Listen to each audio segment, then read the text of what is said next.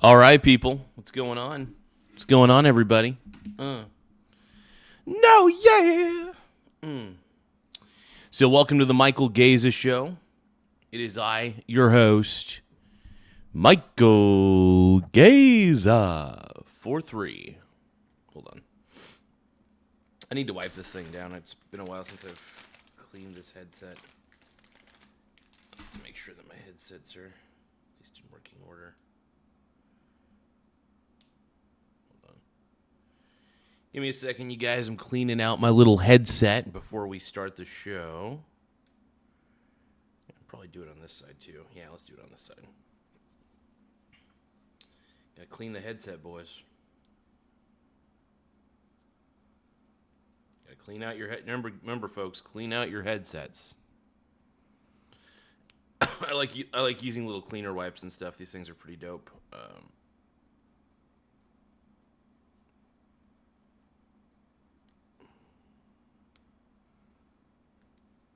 There we go. It smells clean. Smells clean like my you-know-what. Hey, Annie, how you doing? My pink brony bro. We got Annie in the house. We got lots and lots of people in the house. What up, my brony bro? We're reacting. We're reacting to some videos, of course.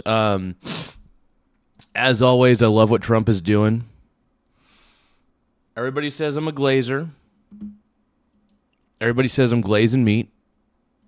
Granted, I understand where you're coming from. I see you. I feel you. I hear you. Yes, I'm a Trump fanboy, okay?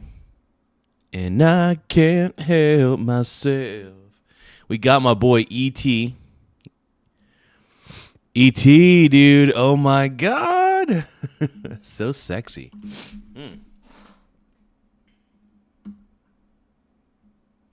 Give me one more moment, folks.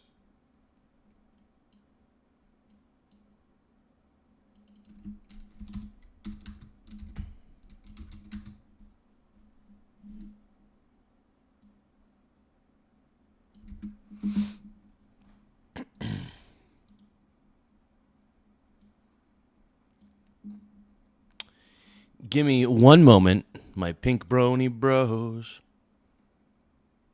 Yeah, dude, Samuel Westall. What's up, dude? The Westall is in the stall, dude. Samuel Westall's in the house, bronies. Everybody's jealous because I'm buddy with Samuel Westall, dude. They know that Samuel Westall's the man. Make sure that you guys double tap the screen to like the stream. One more time, double tap your screen to like the stream. Oh yeah. Let's get to it. Oh.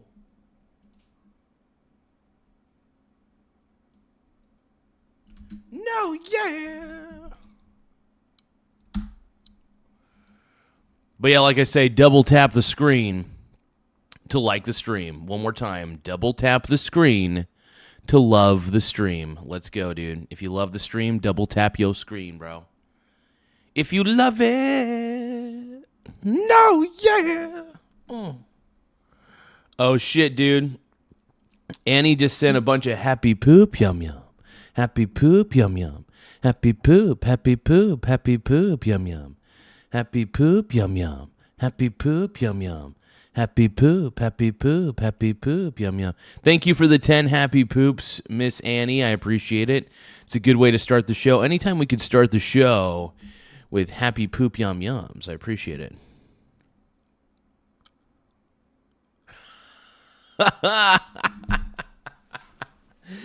TJ, dude. My boy TJ in the house. It's getting gay up here, dude. What's up, dude? I'm making it too gay. There's too many bros. We're all broing out in the chat. We're all calling ourselves pink brony bros. We're all glazing ourselves. I'm glazing everybody. I'm glazing all the meat, dude. I'm glazing everybody's meat.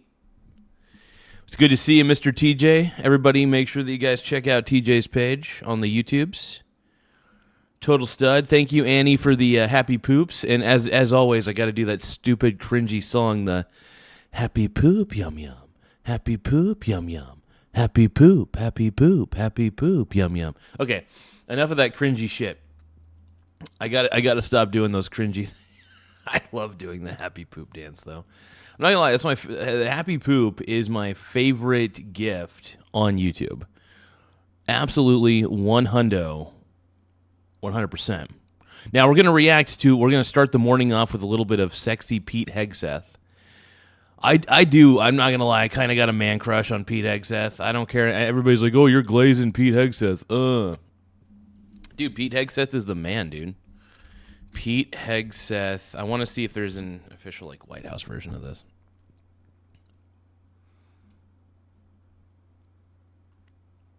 Pete Hegseth is a stud, dude. We're going to give our commentary on Pete Hegseth because he's the man. I really do think that he's the man, by the way. It out all took years, decades. Vague missions, shifting sands, little to show for it.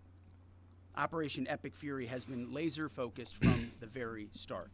Okay, actually, the audio for this is really low. Hold on. Let me find one with a better audio quality. This will take a few seconds.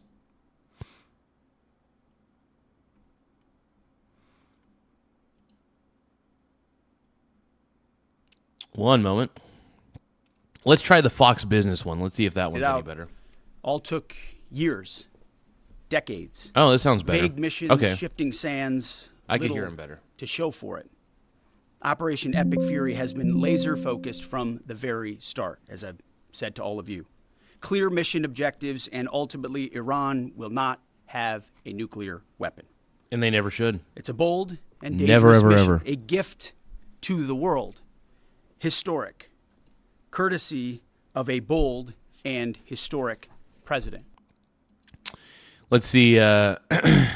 Stocks Famaliferum says that TMZ question to Pete this morning was embarrassing for them. Oh, shit. TMZ's in the house. Oh, my God. So TMZ ended up asking a question in the briefing? That's crazy. Well, TMZ is obviously has Trump derangement syndrome. I mean, I think they do. I would assume they do because they're TMZ, for God's sakes. But TMZ is usually good about breaking news before anybody else, I will admit, in most cases. But it's usually like celebrity gossip news and shit, so it's not usually anything cray-cray. Let's take a listen. That mission continues today in this new phase as Iran has an important choice, a chance to make a deal, a good deal, a wise deal. As part of that effort, the United States has imposed an ironclad blockade that grows more powerful by the day. From the Gulf of Oman to the open oceans, our Navy is enforcing this blockade without hesitation or apology. Stud. Now, as usual, stud, dude. No, the fact that the U.S. Navy is able to do this is really impressive, really amazing, honestly. There's a lot of false information out there. I'll say this, every ship that the U.S. believes meets our criteria, either Iranian ships or to and from Iranian ports, has been turned around. Mm-hmm. As of this morning, 34 total. Non-Iranian vessels are allowed to transit, and many have, including overnight.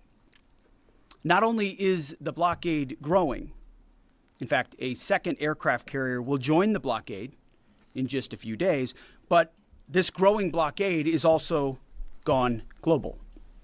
Just this week, we seized 2 Iranian dark fleet ships in the Indo-Pacific region that had left Iranian ports before the blockade went into effect. They thought they'd made it out just in time.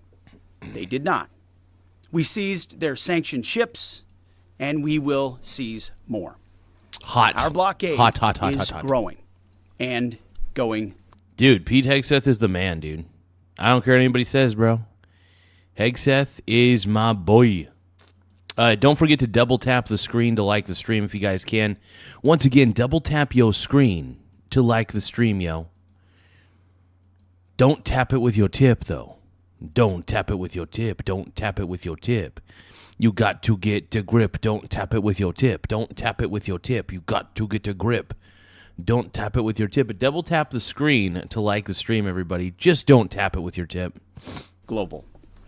America's military is unmatched, projecting power, denying passage to adversaries, and protecting our interest at the time and place of our choosing. No one sails from the Strait of Hormuz to anywhere in the world without the permission of the United States Navy. Hell yeah. Hell yeah, dude. You gotta get that permission slip, bro. If you're gonna try to go in and out of the in and out of the Hormuz Strait, boom. You got to get that fucking permission slip, bro. And if you use an Iranian tanker, you know what they're going to do? They're going to be like, go the hell back. Get the hell out of here, bro. Go back. Wow. How if it was Shakespearean time, go back without something. Let's see. I don't know. Without came. Go back to where you are. Go back to Iran. They're basically, I don't know. They're just gonna send the tankers back to Iran. Essentially, if it's an Iranian tanker, they're gonna be like, "Get the fuck out of here, bro." They're gonna be like, "Go back, or we're gonna fire upon you." The regime in Tehran, the blockade is tightening by the hour. We are in control. Nothing in, nothing out. Iran. The way he said, "Nothing in, nothing out." Battered military, the IRGC specifically, has been reduced to a gang of pirates with a flag. They cloak their aggression in slogans, but the world now sees them for what they are, criminals on the high seas. Yeah, exactly, dude. Exactly. Abso-freaking-lutely. You guys, if you guys can, double tap your screen to like the stream. One more time, double tap your screen to like the stream. But remember, don't tap it with your tip. Don't tap it with your tip. You got to get a grip. Don't tap it with your tip. Don't do that. They don't control anything. They're acting like pirates, acting like terrorists. They're the ones who lay indiscriminate mines, who shoot at random ships, who killed 45,000 of their own people. Innocent protesters in the course of weeks. That is extremely messed up. Yeah, that's the one thing that the mainstream media refuses to talk about the Iranian regime. You know, it sucks because the mainstream media has been glazing the Iranian regime, and it pisses me off to no end because they're glazing a regime that has utterly killed its own citizens. Like, really let that sink in, folks. A regime that kills its own citizens.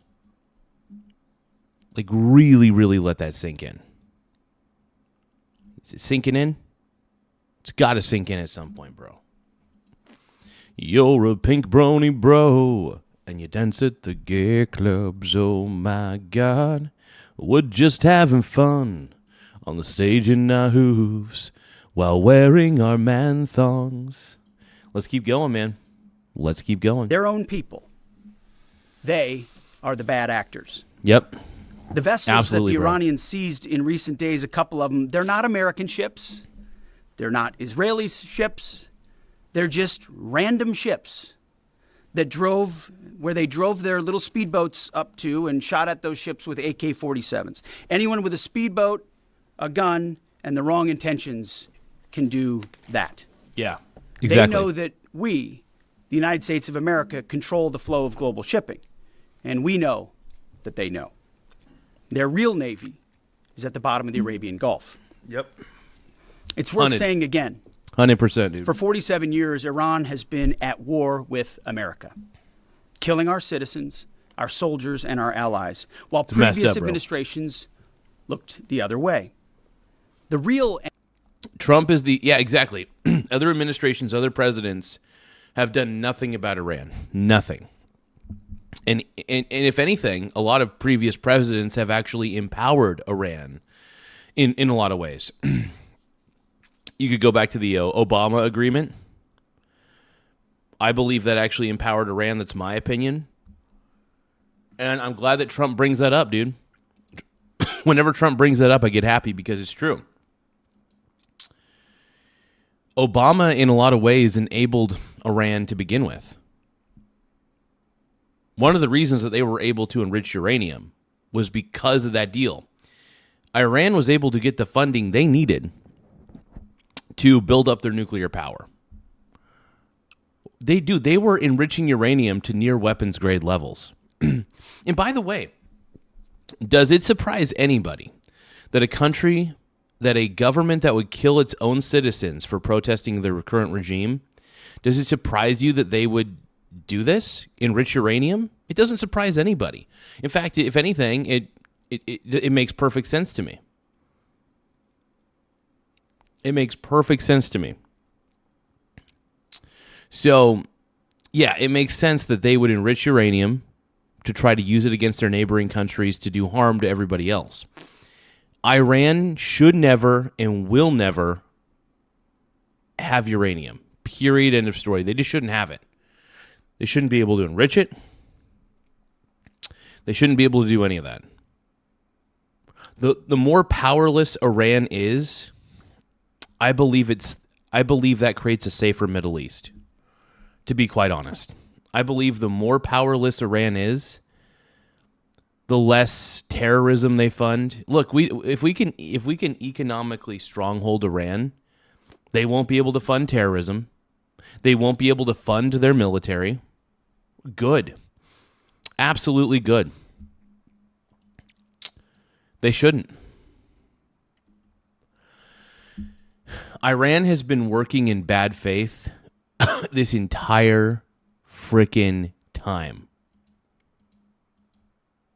Bad faith. And I think you're all aware of that. I think you're all aware of it. Endless war is the war that Iran has waged on us for 47 years. President Trump is the only president with the guts and moral... And the bowels, dude. The guts and the bowels to go and basically take the Iranian regime out. Honestly, the Iranian regime needed to be taken out a long time ago. If you guys can, though, don't forget to double tap your screen to like the stream. We're trying to get to 100 likes in 100 minutes. Once again, we're trying to get to 100 likes in 100 minutes. So don't forget to double tap your screen to like the stream, as it really does help our channel grow. The more likes we get, the better. So, like I said, double tap the screen to like the stream, help a smaller channel out. Let's keep going. Clarity to finally do something about it.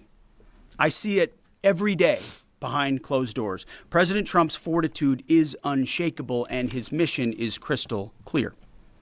President Trump said it again yesterday. We have all the time in the world, and we're not anxious for a deal. And I hear him say it every day in private as well. Iran knows that they still have an open window to choose wisely. As we said previously, choose wisely. Joey, what's up? Thank you for liking me, man. All they have to do is abandon I appreciate it, a nuclear weapon in meaningful and verifiable ways, or instead they can watch their regime's fragile economic state collapse under the It's going to collapse, dude. It's going to collapse because that blockade's all they need. I'm serious when I say this. Iran's cooked. Iran is absolutely cooked. You know it. I know it.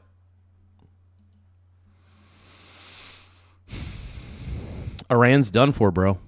They are done for. Unrelenting pressure of American power. A blockade as long as it takes, whatever President Trump decides. Because the bottom line remains the bottom line. Iran will never get a nuclear bomb.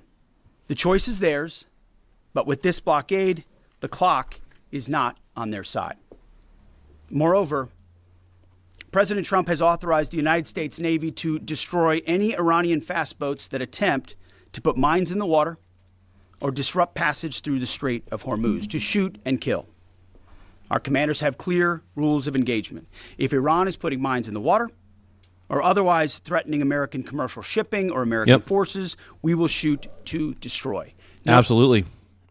Abso-freaking-lutely, dude. And I love that Pete Hegseth is putting his foot down. I love that Hegseth is putting his foot down, man. I appreciate it, man.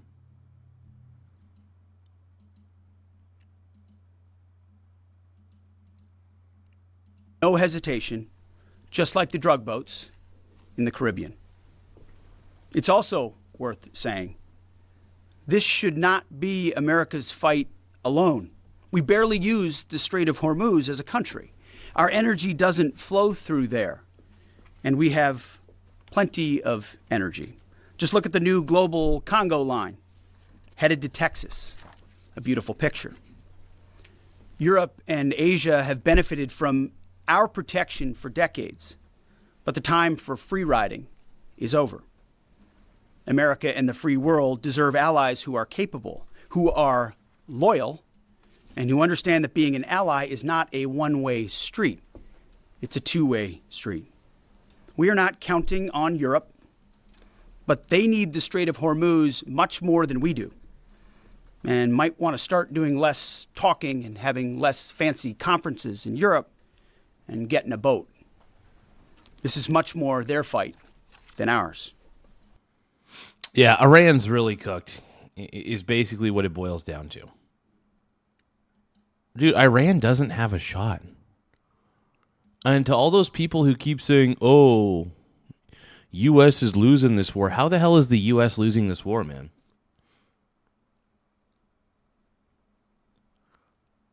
Tell me how the U.S. is losing. Seriously, how? If anything, the U.S. is kicking butt. The U.S. is kicking major butt. You kidding me? Come on, man. Are half of you guys serious? If you guys are serious, double tap. By the way, if you guys think that Trump is the man, double tap your screen to like the stream. We're trying to get to 100 likes in 100 minutes. Once again, we're trying to get to 100 likes in 100 minutes. So if you guys can, double tap your screen to like the stream. Let's go, dude. Let's go, dude. We need some likes. Just don't tap it with your tip. Don't tap it with your tip. You got to get a grip. Don't tap it with your tip. But yeah, if you guys like this channel, if you guys think that Pete Hegseth is the man, double tap your screen to like the stream. If you guys think that Pete Hegseth is the man, roll call. Is Pete Hegseth the man? Double tap the screen to like. Is Donald Trump the man? Double tap the screen to like. Is JD Vance going to be the president in 2028? That's my prediction. Is that yours? Double tap the screen to if you agree with me. I love JD. On this core mission, America's will is unshakable, our capabilities unmatched. Our blockade is only growing and going global. And as the president said, we have all the time in the world. Iran has a historic chance to make a serious deal, and the ball is in their court. Either way, the War Department stands ready for what comes next, locked and loaded. May God continue to bless our warriors each and every day and on each and every mission. Mr. Chairman, over to you. Thank you, Mr. Secretary, and good morning, everyone. Thanks for being here. Today marks 55 days since... But yeah, basically, Iran doesn't stand a chance, is what Pete Hegseth is saying. They're cooked on all angles. They could barely... Honestly, they could barely protect their own assets. It's pretty clear. They're done for. They are done for. The U.S. has basically had their way with Iran. And the U.S. is winning. Whether you guys want to admit it or not, the U.S. is winning this. The President of the United States ordered major combat operations against Iran.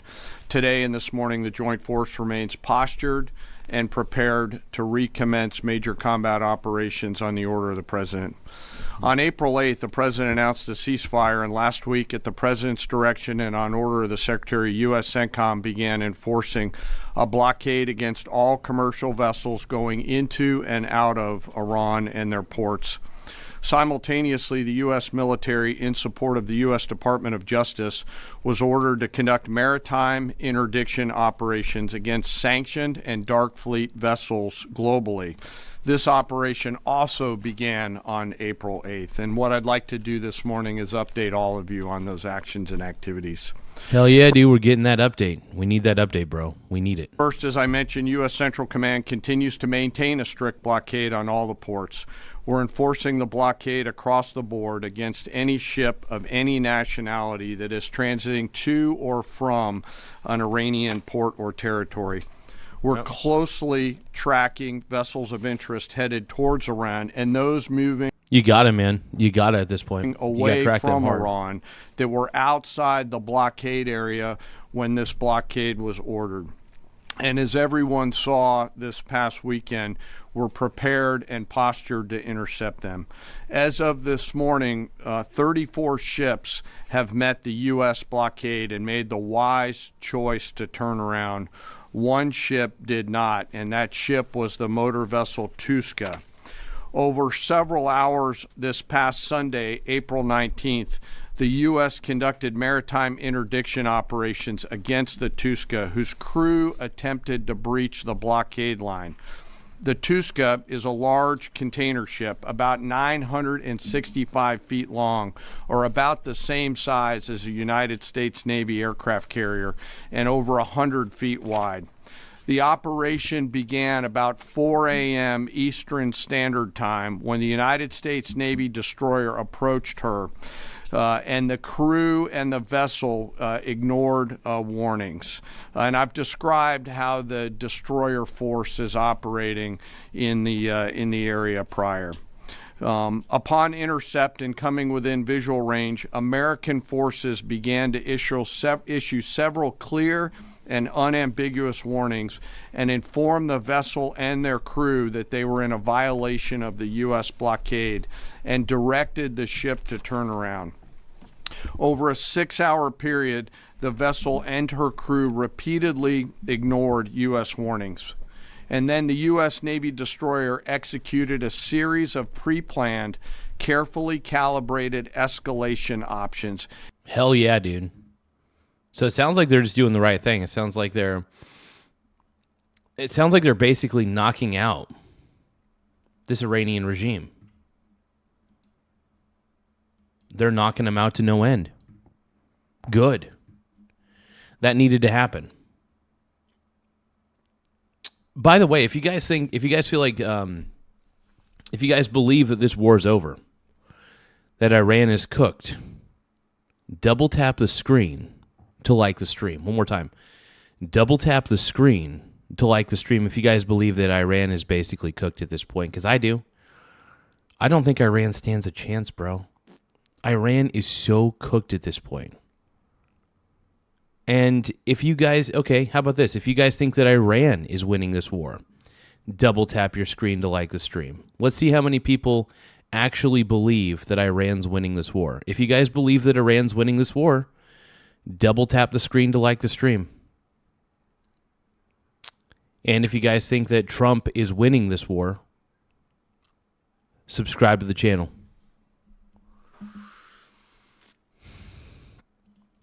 See? Nobody actually believes that Iran is winning this war. Nobody. Including firing 5 warning shots.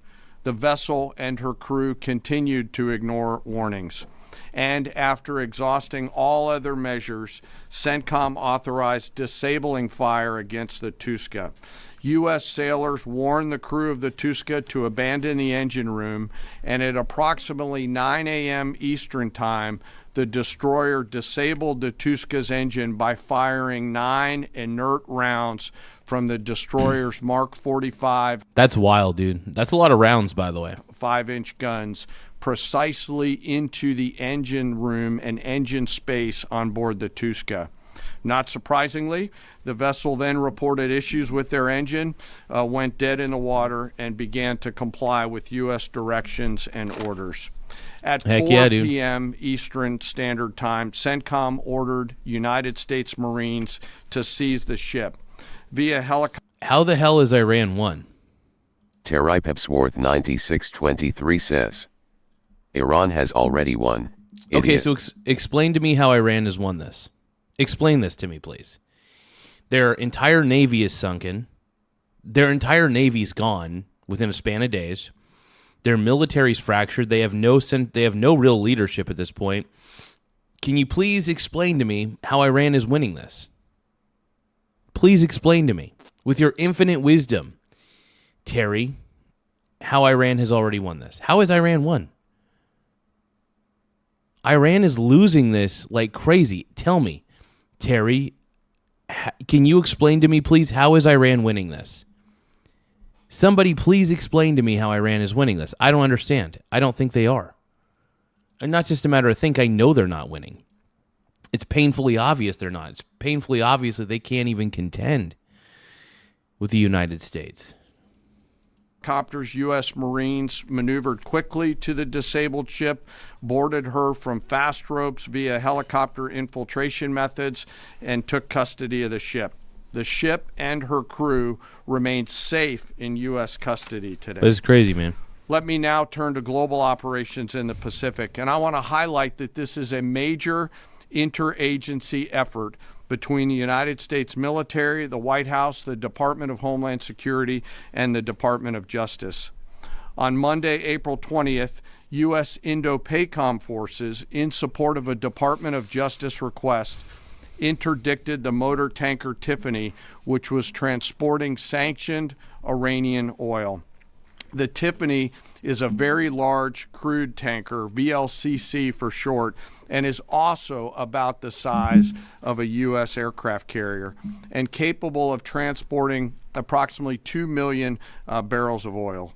At approximately 11:30 p.m. Eastern Time, U.S. military forces and law enforcement forces also went to the ship via rotary wing platforms, fast-roped onto her deck, and secured her.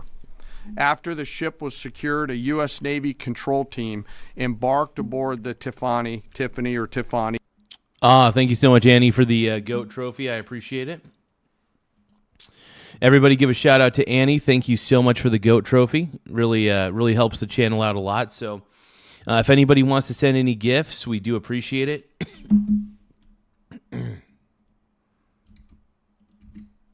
Annie is the true GOAT. You're the GOAT, Annie. Greatest of all time. I appreciate those. I really do appreciate all the gifts, though. It really does help the channel out in a lot of ways. So incredible.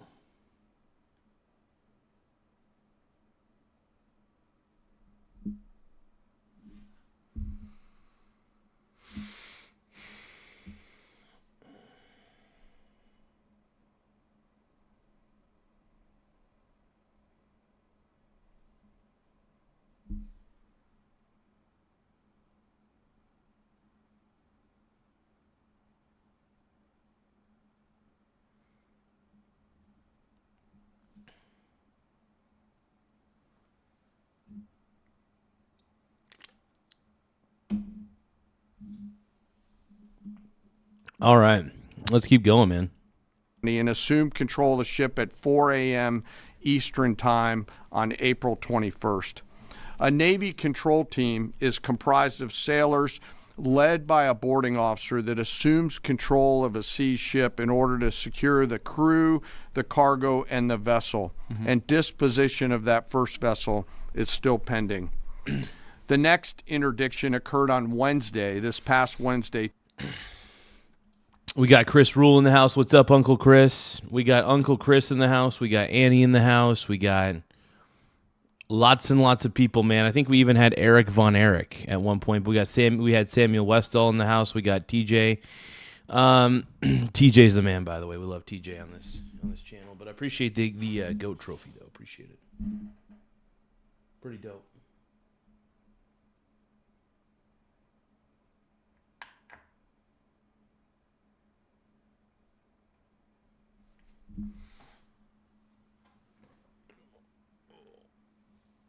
Oh. But yeah, once again, you guys, if you guys want to send any gifts, feel free to send a gift. We do appreciate the happy poop yum yums, though. That's our favorite. We're all about the happy poop yum yums. That's our happy poop is my favorite gift. Like straight up, that's my favorite gift. But we got Chris Rule, Uncle Chris in the house. But thank you so much for the GOAT trophy. I really do appreciate it, Annie. Let's keep going. 22 April, when Indo-PACOM conducted yet another interdiction, again at the request of the U.S. Department of Justice. This time, the stateless motor tanker Majestic X, also known as the Ponix, also in the Indian Ocean. Oh, it looks like everything's going up right now. I'm looking at the markets, and things seem to be on a bull run. Oh, wow. The VSS is up like crazy. Holy shit. Well, the VSS is up like a crazy amount. Hold on. Dude, the VSS is killing it, bro. 155, 65, 160. Damn. It's looking good for the day, too. Let's take a look at the VTWO. It's up about the same. Let's see. What did I last buy it at? Oh, it's VSS. Hold on. I want VTWO. VTWO's up quite a bit today. Holy crap, man.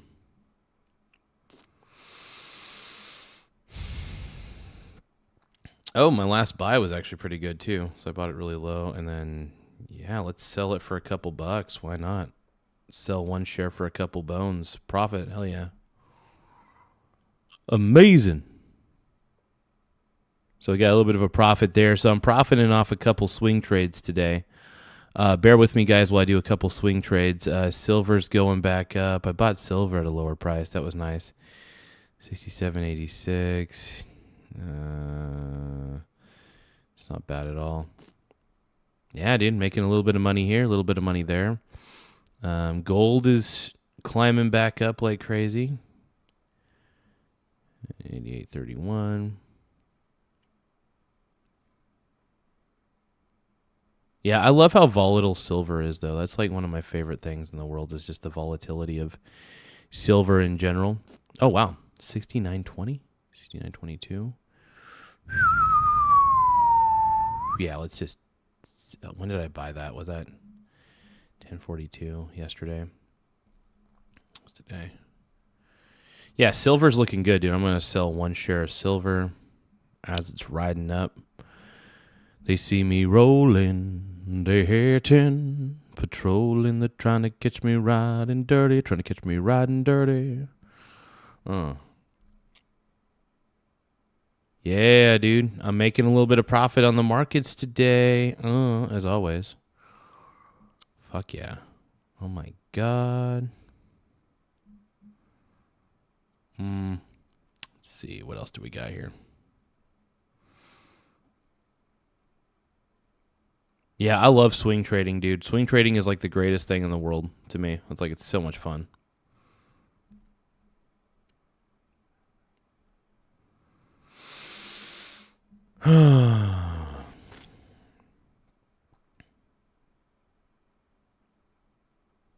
Spam, which one's that? Portfolio emerging markets. Oh yeah, it's the emerging markets portfolio. Nice. Cool, cool. All right, you guys, I was able to make a quick profit, quick buck or two on the markets. So, as always, we got Uncle Chris doing the yum yum. Is it? Did any, somebody? I got a happy poop, but no. Thank you so much for the GOAT trophy, Annie. I really appreciate that. Yeah, anytime we get gifts, man, I'm always appreciative. So, yeah, it definitely pumps up the channel quite a bit and gets us going. Keeps us rolling, man. This is, again, a VLCC, or very large crude tanker. At approximately 11 p.m. Eastern Standard Time, U.S. forces began the interdiction, again using rotary wing assets to get to the ship, got on board, and secured the bridge. Both ships, the Tiffany, the Majestic X, and their crews remain in U.S. custody. And we will continue. Oh, shit, Annie's sending a bunch of happy poop yum yums, dude. Happy poop, yum, yum. Happy poop, yum, yum. Happy poop, happy poop, happy poop, yum, yum. Happy poop is my favorite gift. So if anybody wants to send any happy poops my way, I will always greatly appreciate it. I treasure the happy poop yum yums. I just want to let everybody know that. I treasure the happy poop yum yums, okay? Anytime you guys send those to me, I'm a happy man. Okay? To conduct similar maritime interdiction actions and activities in the Pacific and Indian Oceans against Iranian ships and vessels of the Dark Fleet. The actions by our service members and our law enforcement partners demonstrate the incredible discipline and dedication and professionalism of our joint force and highlight the global reach of American combat power. Heck yeah, bro. The joint Heck force yeah. remains on ensuring the Iranian regime cannot harm our interests or those of our allies and partners. And I'll highlight that Iran has repeatedly sought to offensively and proactively expand the conflict by aggression against its neighbors and its attacks on global shipping through the strait.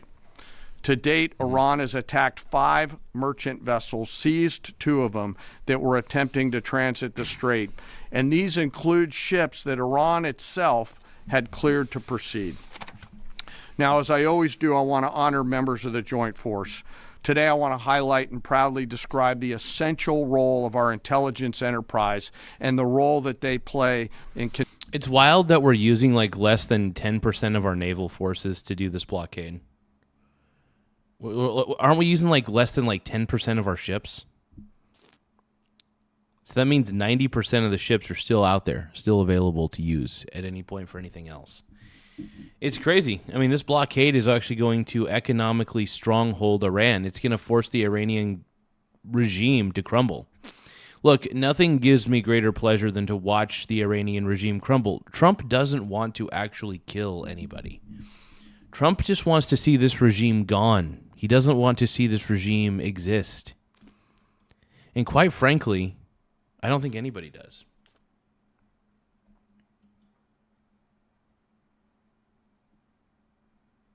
Nobody. It's the truth.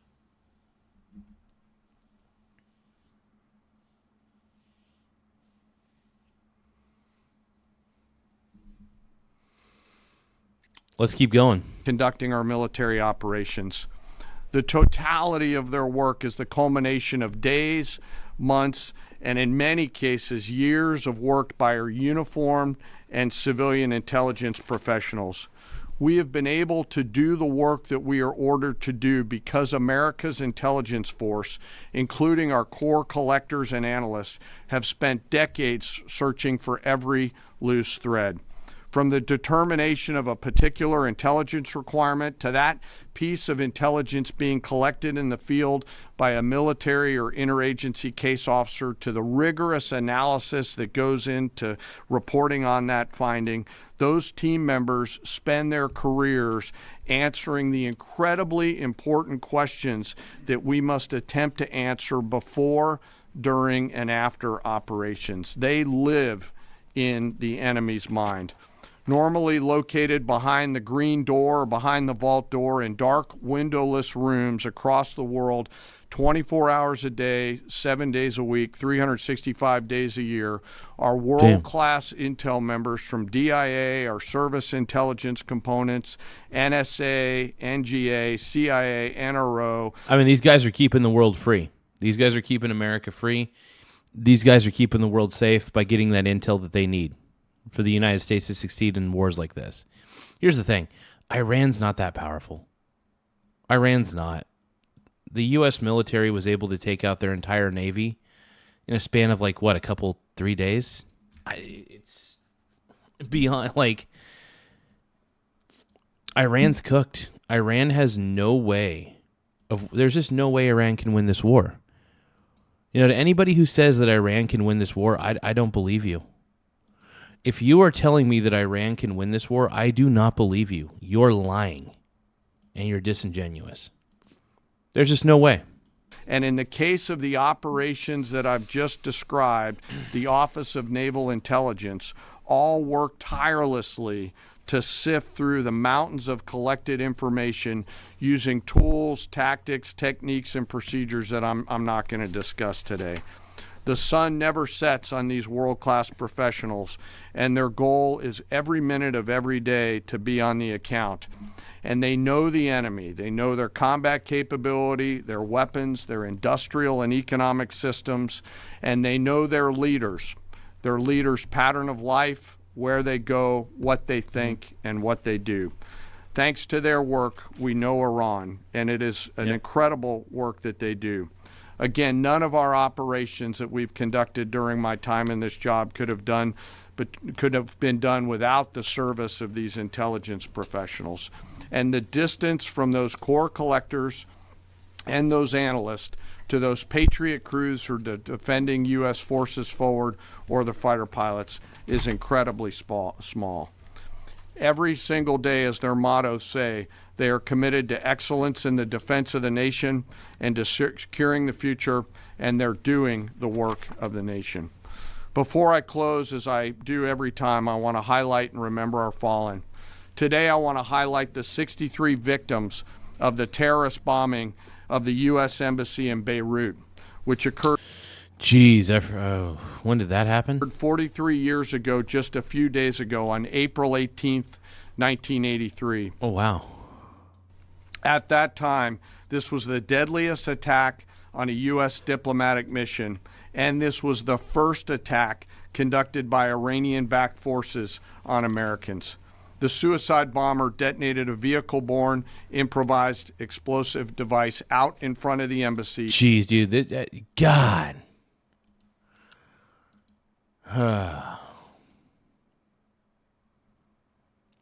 We got Christopher Larson in the house. What up, man? What's up, my boy? It's good to see you, man. But this is crazy, motherfuckers. This is cray-cray.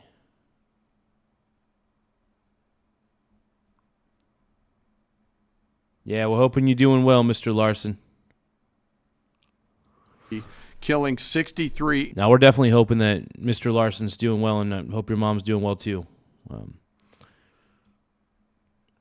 Innocent people, including 32 Lebanese, 14 visitors, and 17 Americans. And among those lost, members of the Joint Force to include 3 Army soldiers and 1 United States Marine. We remember their names: Sergeant First Class Richard Twine, Staff Sergeant Ben Maxwell, Staff Sergeant Mark Salazar, and United States Marine Corporal Vincent McMaw. Today we remember them. We carry on their memory and the memory of all our fallen, and remain grateful for their sacrifice and that of their families, who continue to show us what courage looks like. As we continue to press forward and maintain these operations, the Secretary, the Joint Chiefs of Staff, and I are deeply humbled by the spirit, tenacity, and commitment and grit of the 2.8 million members of our Joint Force. The Secretary and I thank every member of the Joint Force engaged in this operation, every warrior who remains deployed or who is supporting from here at home. Thank you to, and thank you to your families. Sir, I'll turn it back over to you. Thank you, Mr. Chairman. We'll take a few questions. Thank you.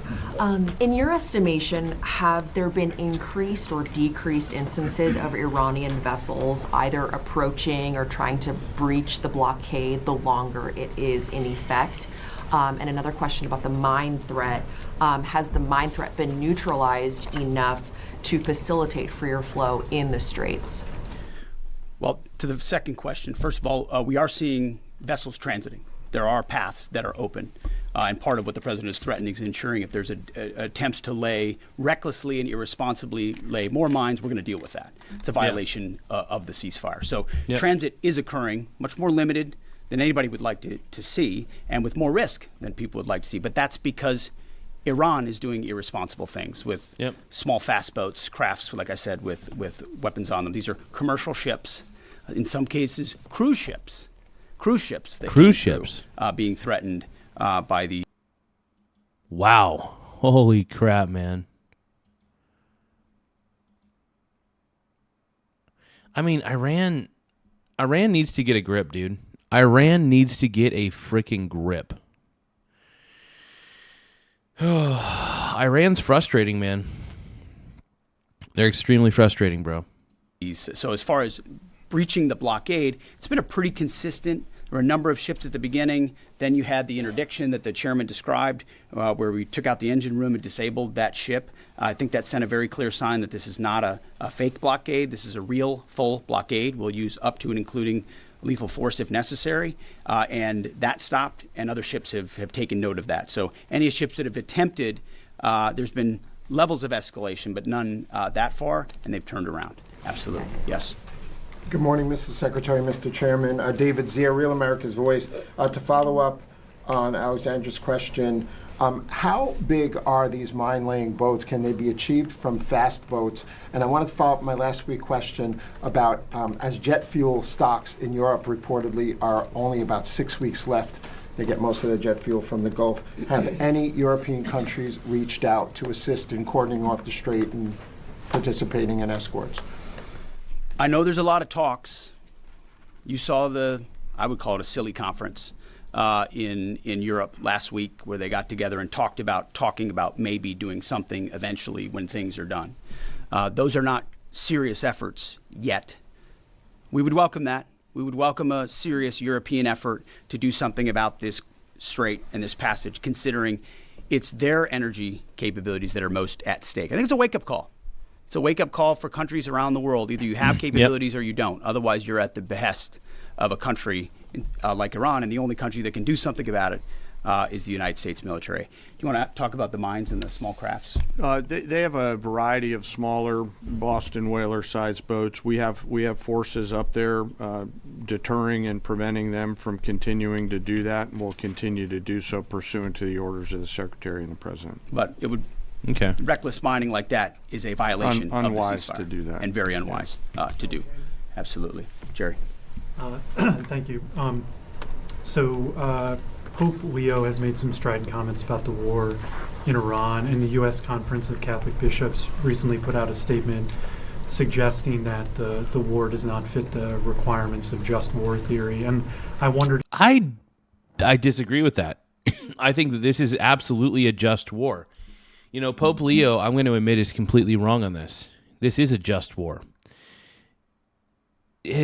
Pope Leo fails to acknowledge the fact that the Iranian regime has publicly executed tens of thousands, based on what they're saying. Tens of thousands of people. I'm going to say allegedly, just to cover my butt. Any regime, any government that executes its own people for protesting an existing government is not a government worth keeping. It's a government worth destroying. And the Iranian regime deserves destruction. They deserve to be destroyed.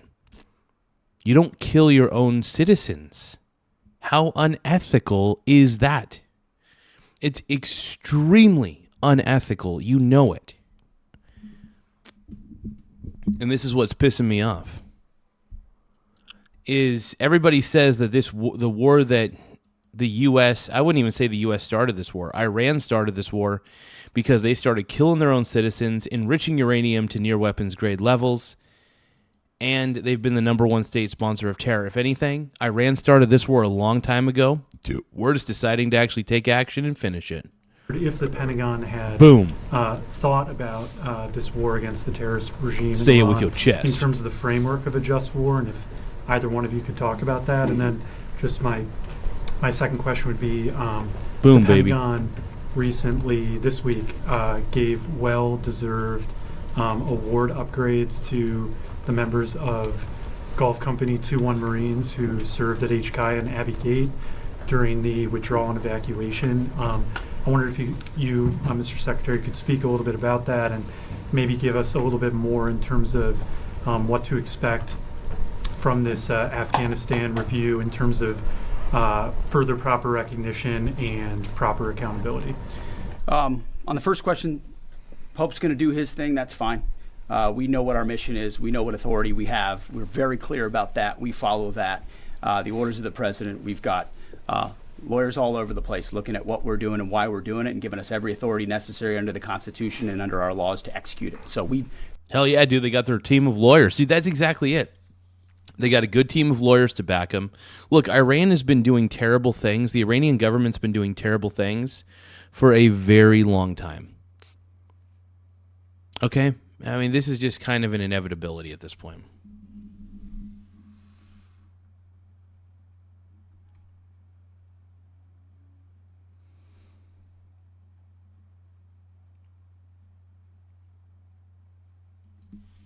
I don't know what you guys are talking about, man.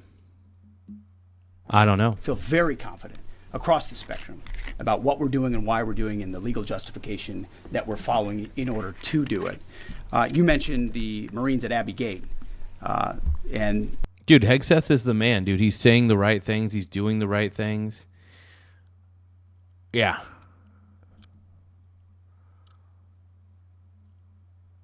It's wild, man. He's doing it all right, dude. He's doing it all right. You know, what we've undertaken at this department is a historic Afghanistan review.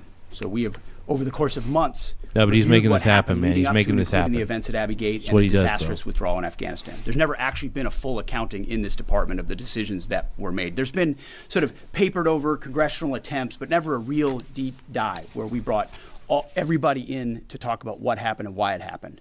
That has happened. That review will come later this summer, and I think you'll find it to be probably the most comprehensive review this department has ever done about a single series of events. And it's because the cascading effect of what Joe Biden did in abandoning that mission the way that he did and that disastrous withdrawal had ripple effects. Oh, yeah, the withdrawal of Afghanistan was the way Joe Biden did it was terrible. He gave them like a whole jet carrier or something like that. I don't know, something along those lines. Either way, Joe Biden failed. Joe Biden failed miserably. Miserably. We all know that Joe Biden failed, by the way. If you guys believe that Joe Biden failed, not only as a president, he was the worst commander-in-chief we ever had. Joe Biden was the worst president we ever had, straight up. If you guys agree with that statement, make sure you double tap the screen to like the stream. Once again, Joe Biden was one of the worst, and I think that you guys can all agree with that. Double tap the screen if you guys believe Joe Biden was a terrible president. He was. He absolutely was. For our military, for our country, and for the world. That's why reestablishing deterrence is one of the core pillars of what we've been doing at the War Department, because the world looked at that disaster and made choices. Vladimir Putin made choices. Hamas made choices and saw that America wouldn't do anything about it. Houthis shot at ships. They made choices because Joe Biden and his administration were seen as feckless and weak. Absolutely. And that withdrawal was a part 100%. of what the world saw. People hanging to planes as we fled. That deserves a full accounting, which is exactly what we're doing. Sean Parnell, our chief spokesman, one of my senior advisors, has been leading that effort, getting to the bottom of it. And one of the revelations was that those Marines at Abbey Gate who showed courage, who were out there exposed, knew there was a threat, nebulous mission, the only gate that's open, did not receive the kind of proper recognition they should have for their heroism. So one of the early results of this Afghan review is to ensure they get the due recognition and award they deserve for the heroism and courage they showed at that gate. Despite the bad decisions of this building and that administration, those Biden put a lot of people in harm's way in that withdrawal. Biden messed up, wholeheartedly messed up, dude.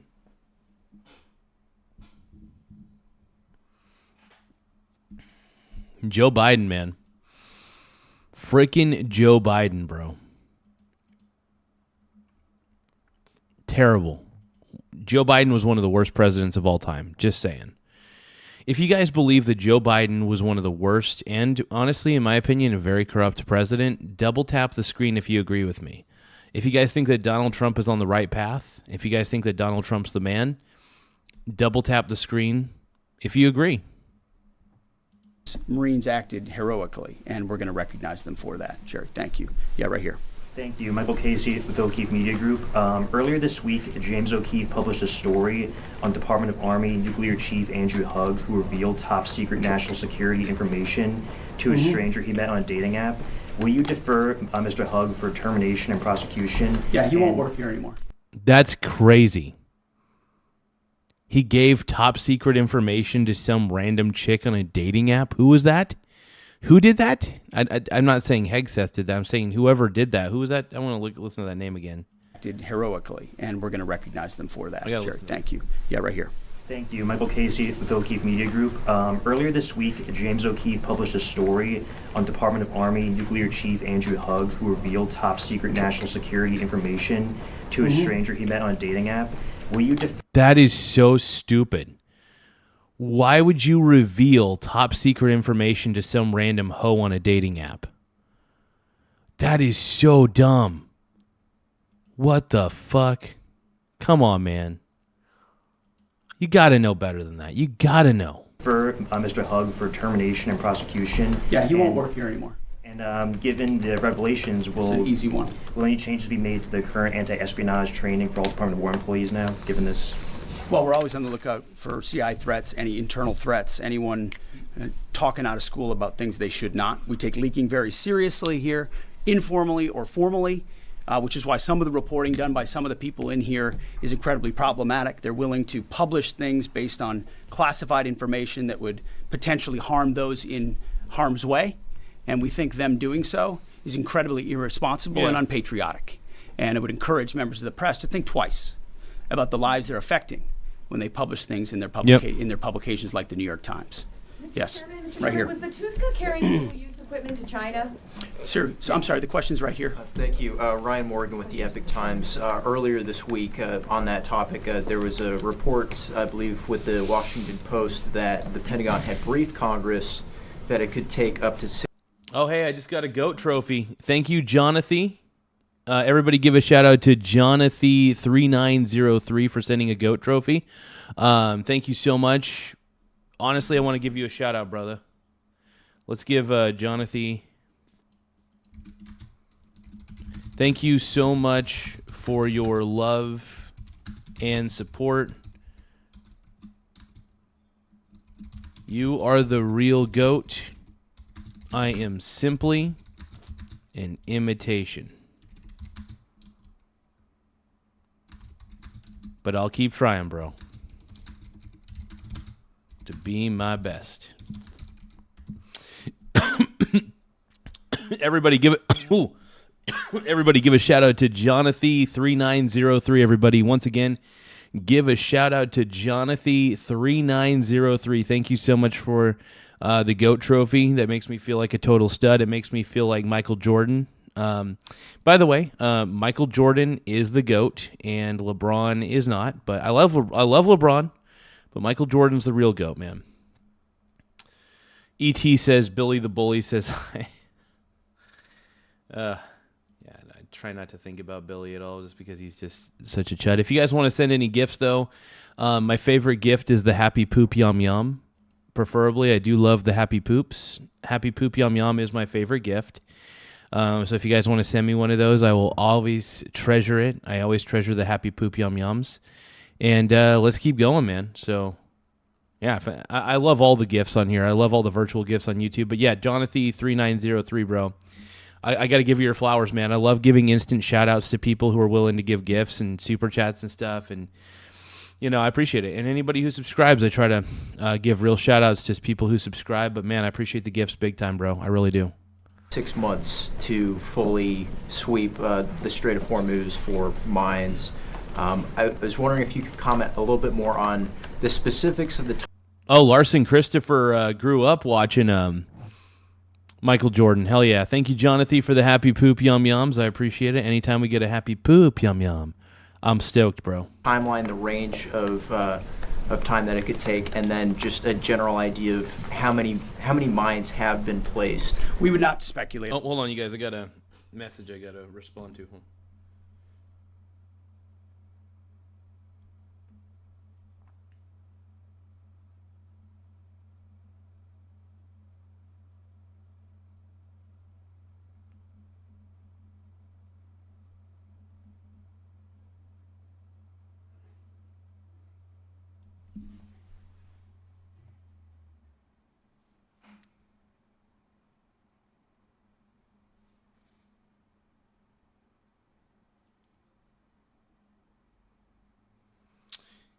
Give me one moment.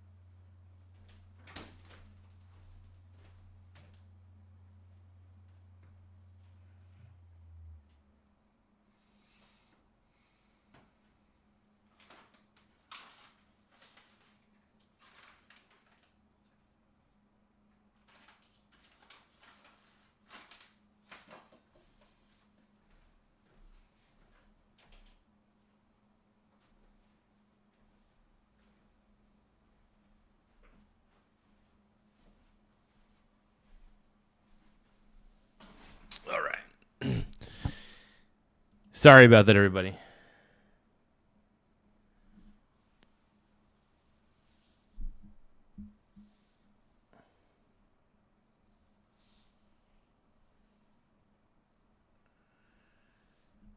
Hey, I'm a bootlicker, bro. I'm bootlicking.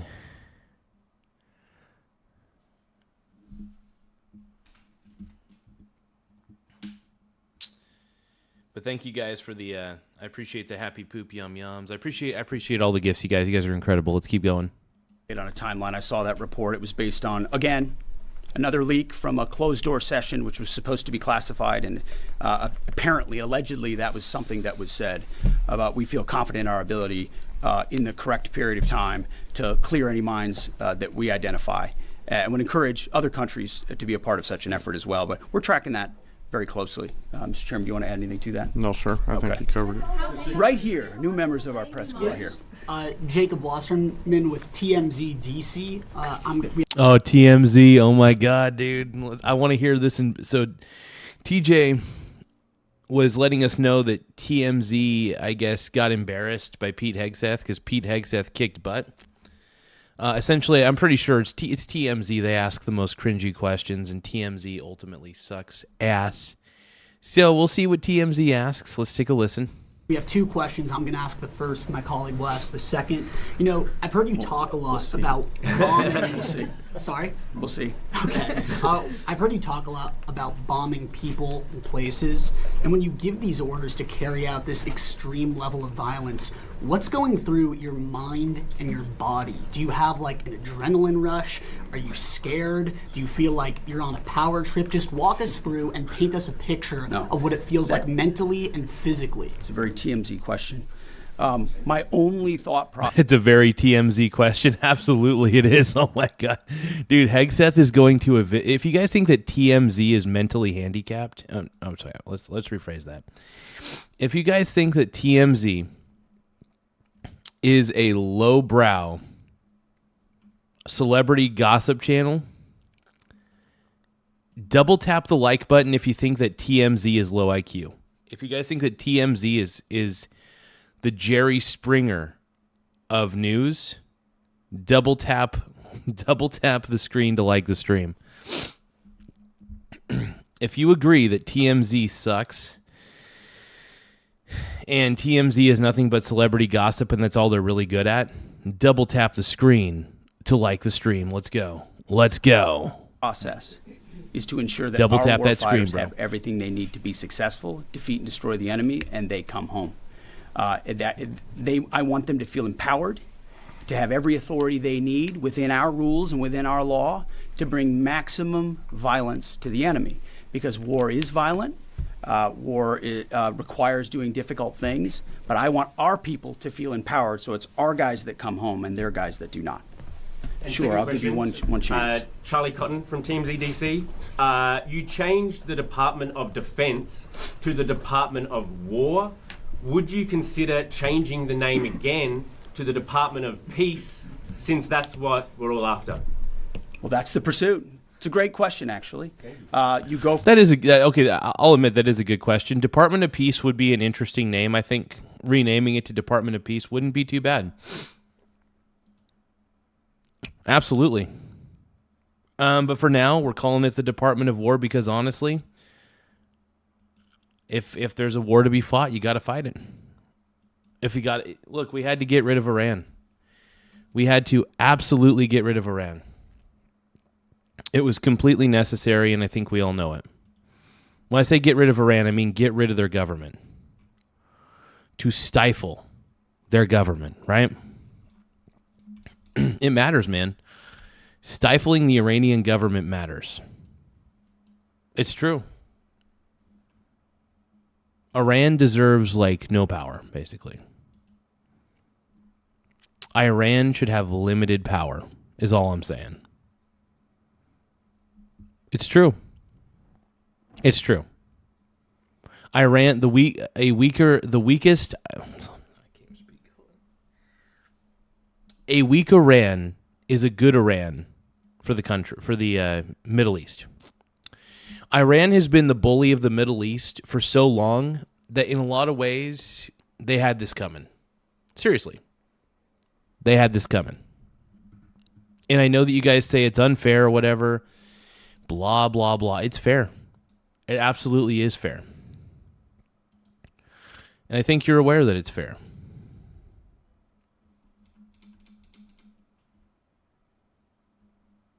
I think you're aware that I'm right, too. From defense to war because you want to be proactive about peace through strength. And really, I gave a speech in front of generals about what the ethos of the War Department is all about, because I wanted to go through every echelon of this department. It means something. It's not just words. And when you fight a war the right way, the idea is on the other side you bring about peace.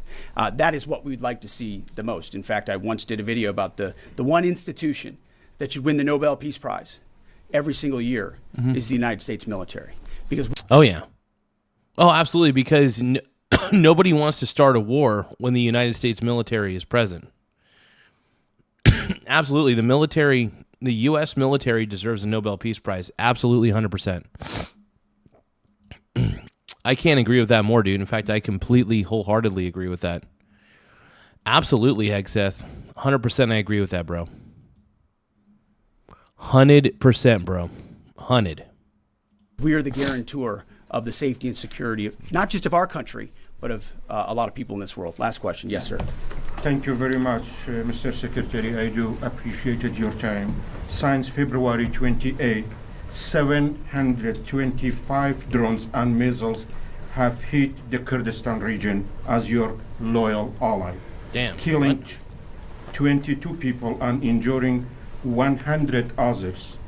Even after the ceasefire, Mr. Secretary, 20 more attacks were carried out. My question is, does that ceasefire include Iraq and the Kurdistan region?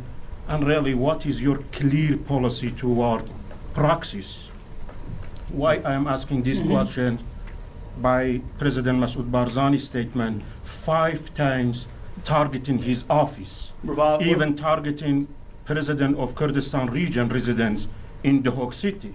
We watch it very closely, and that area and those folks, the Kurds, deal with a lot of what the IAMGs or the proxies are capable of doing, and a reminder of the reverberating effect of this Iranian regime. It's not just what it does to its own people, killing 45,000 of its own citizens just recently, but it's also the... Yeah, that's a big problem, man. When you kill that many of your own citizens, it's fucked up, dude. That is so messed up. You don't do that. You know, if you want to be respected as a government, you don't kill your own citizens, period. The terror they've brought to the region. And so they brought a lot of terror. Honestly, Iran has brought so much freaking terror to the Middle East that, honestly, every other country in the Middle East, even Europe, needs to be thanking us for doing this. The annihilation of Iran's government creates what's called peace, more peace in the Middle East. There's never going to be absolute peace in the Middle East because their ideology, their ideology is a pretty dark one, naturally. But you know, there can eventually be peace, maybe in the Middle East once they let go of their once some of these backwards religions go away, right? Once some of these backwards religions go away, then I think there will eventually be peace in the Middle East. I'll just put it that way. I'm not going to get too specific on which religions, but I think you guys know which ones I'm talking about. A good deal, and making sure they can't wield a nuclear weapon over top of those proxies is why this mission is such an important one. Thank you very much. Appreciate it. Thank you. No, Pete Hegseth did great. So in summary, here's the thing. Basically, in summary, U.S. military is winning this war through and through. The blockade continues. Trump wants to prevent any additional bloodshed, so what he's doing is he's choking out the economy for Iran by keeping the blockade intact, allowing some ships to go through as long as they're not Iranian. If they're Iranian tankers, then they are not allowed to go through, and they will be fired upon if they try to go through the blockade. I think the reasoning for this war is very sound. If you got to any of the leftists who are pretending not to understand why Donald Trump went to war with Iran, I mean, honestly, Iran started this war a long time ago, and the United States is simply finishing it, and you know I'm right. Hegseth was very commanding on this one, on this particular speech. You know, he mocked TMZ by saying, "Oh, that's a very TMZ question," because you know TMZ is basically a celebrity gossip channel. That's all they really are. TMZ is basically a lowbrow celebrity gossip channel. That's all they are at the end of the day. By the way, I've got zero respect for TMZ, like no respect for TMZ at all. TMZ is terrible, by the way.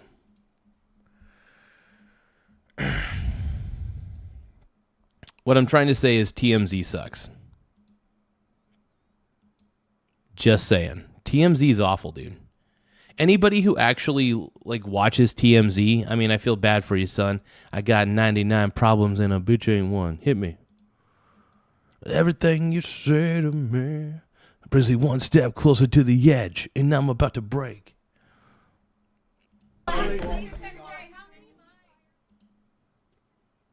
Many men, many men. Pete Hegseth is a total hunk, by the way. I think you guys can all agree with me when I say Pete Hegseth is a sexy stud.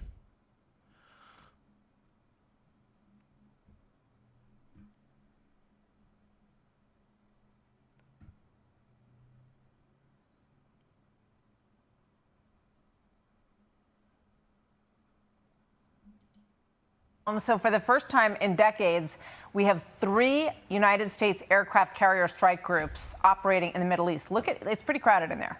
Check out the amazing array of U.S. firepower that is all around the Middle East right now. More than 200 aircraft plus 50. Hold on. Whoa. So we got so we got boats. So we got naval ships in Yemen. Okay. That's cool. We got ships in the Mediterranean Sea, the USS Gonzalez and the USS Bulkley, yeah. And then at the blockade, so the blockade of the Strait of Hormuz consists of the USS Michael Murphy, the USS Frank E. Peterson, Abraham Lincoln, Spronce, McFowle, Pickney, Tripoli, New Orleans. Hell yeah, dude. So basically they're all taking up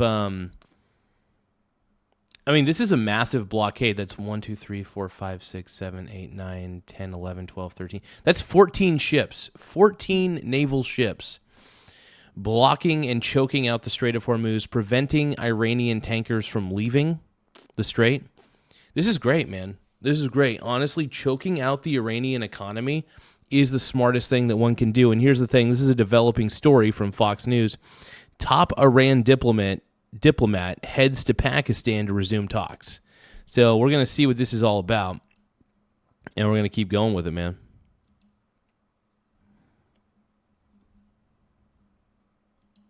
$15,000 sailors and Marines. The Pentagon gave us a briefing earlier today reminding Iran, and it's pretty evident here, there's really no place to hide. We're closely tracking vessels of interest headed towards Iran and those moving away from Iran that were outside the blockade area when this blockade was ordered. And as everyone saw this past weekend, we're prepared and postured to intercept them. Iran knows that they still have an open window to choose wisely. The choice is theirs. It's up to them, man. Either Iran can choose wisely or they're going to get punished. Iran's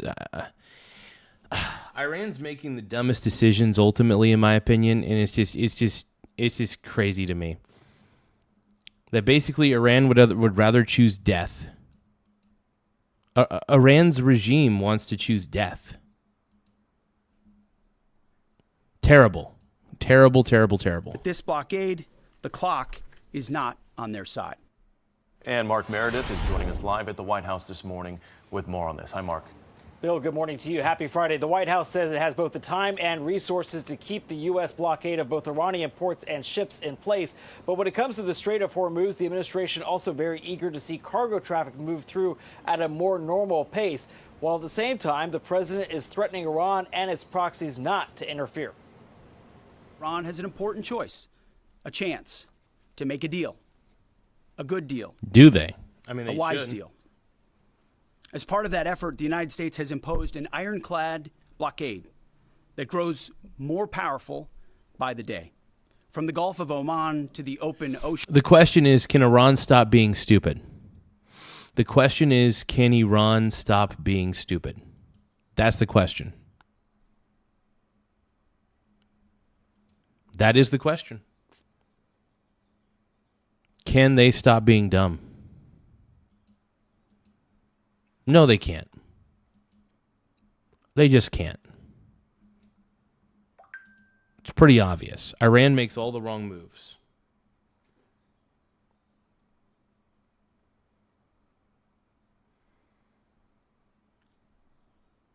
So yeah, is Iran cooked? Absolutely, they're cooked. Iran is absolutely cooked.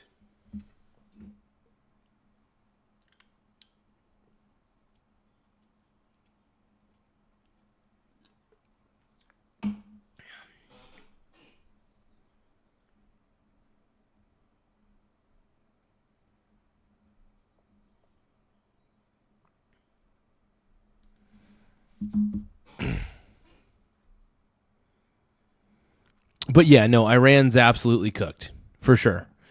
And to those of you who believe that Iran's on the right side of history on this one by doing what they're doing, by being stupid, basically, I don't know, man. If you guys can, though, double tap the screen to like the stream one more time. If you guys can, double tap your screen to like the stream. We're trying to get to 100 likes in 100 minutes. We're trying to get to 100 likes in 50 minutes. So if you guys can, help us get 100 likes in 50 minutes. Once again, 100 likes in 50 minutes. So double tap your screen to like the stream. Let's go, bro. Our Navy is enforcing this blockade without hesitation or apology. Absolutely.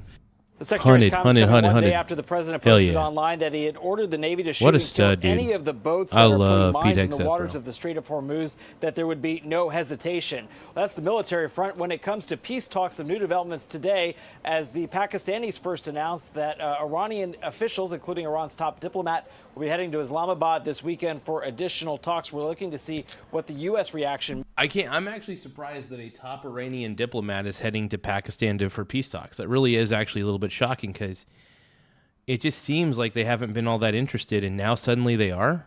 Are they really? Are they for real? Is Iran for real? That is the question. Are they really going to try and negotiate with us, or are they just going to play us? Are they going to play us like a fiddle? You know what I mean?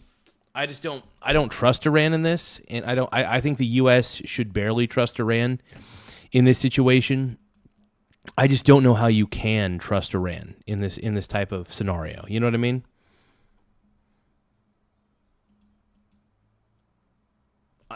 You can't. Even if they're sending their top diplomat, it's probably just some rando dude. They could be sending a diplomat to stall for time. I think Iran is trying to stall for time. And I honestly think that the U.S. cannot and should not trust Iran. If they fail at these negotiations, if Iran fails at these negotiations, I think it's just time for it may have to be power plant and bridge day. It may have to be power plant and bridge day, unfortunately. That's the unfortunate part with all this.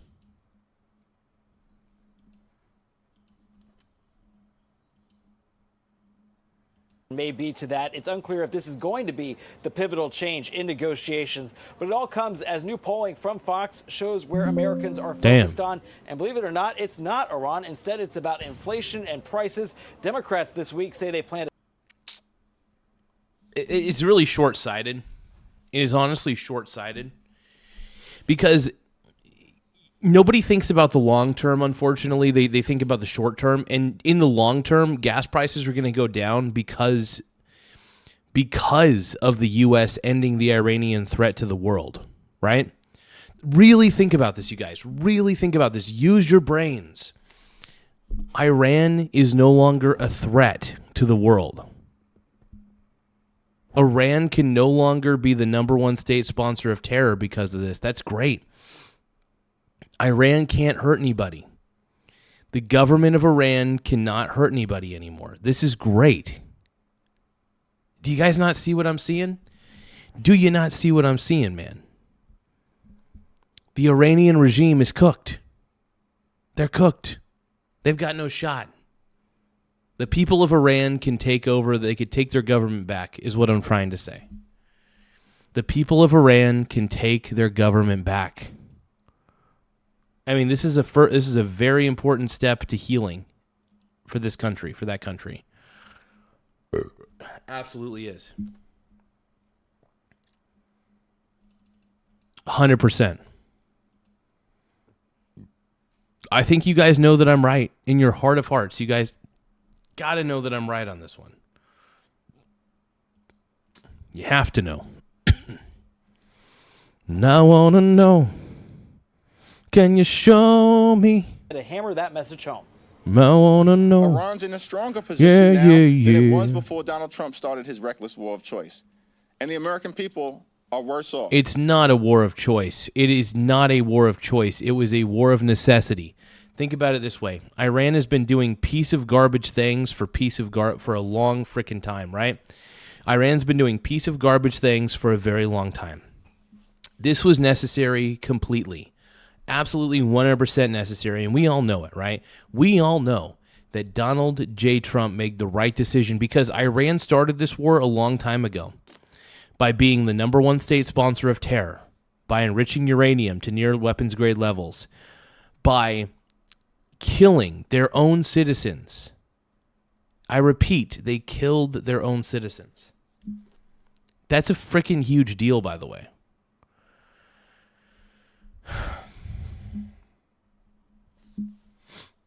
That's huge. Particularly as it relates to the skyrocketing gas prices. And Hakeem Jeffries is such a dude. I can't. Every time I hear Hakeem Jeffries, I get sick to my stomach, dude. This guy is awful. Hakeem frickin' Jeffries, dude. The chuddiest of chuds. Gas prices, of course, top of mind. AAA says the national average over $4 a gallon right now. We'll see if the president has any more to say about these new potential talks in Pakistan. He's going to be heading out of D.C. just for one night, Bill, but back here tomorrow for the Correspondents' Dinner. Bill. All right, we shall see what the weekend brings. Mark Meredith, live at the White. Yeah, Annie, exactly. Annie01200 says, Jeffries is an idiot. This guy is a total tool. Oh, absolutely, dude. Hakeem Jeffries is the worst of the worst. I can't stand Hakeem Jeffries. I can't stand the woke Democrats. Look, if you guys are tired of Hakeem Jeffries and the woke Democrats trying to stifle Trump's power on this one, Trump needs the power to finish this war. This war's pretty much done, but there's a couple things that still need to be accomplished. This blockade is very important because if we can economically strangle Iran, that means we can prevent Iran from doing any additional terrible things. We can weaken the Iranian government's pull.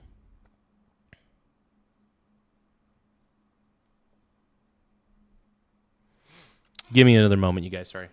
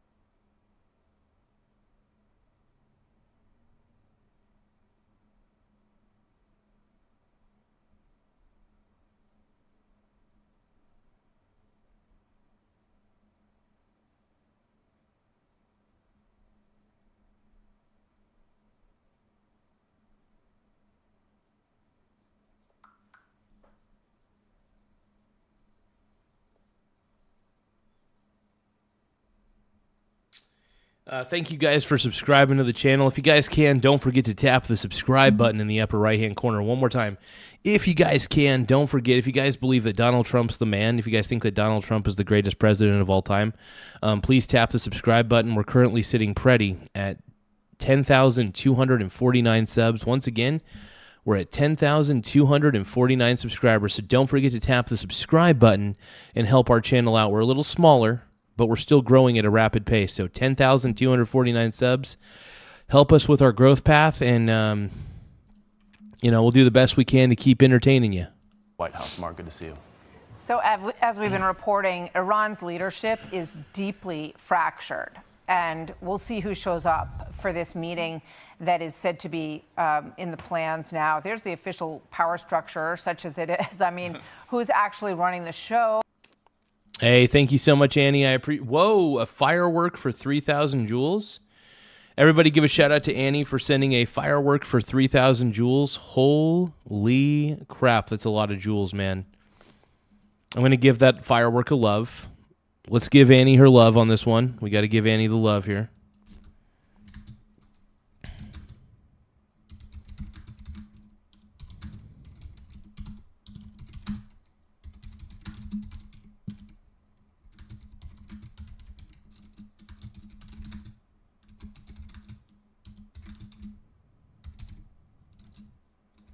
Hey, thanks again, Annie. I appreciate the fireworks. Hell yeah.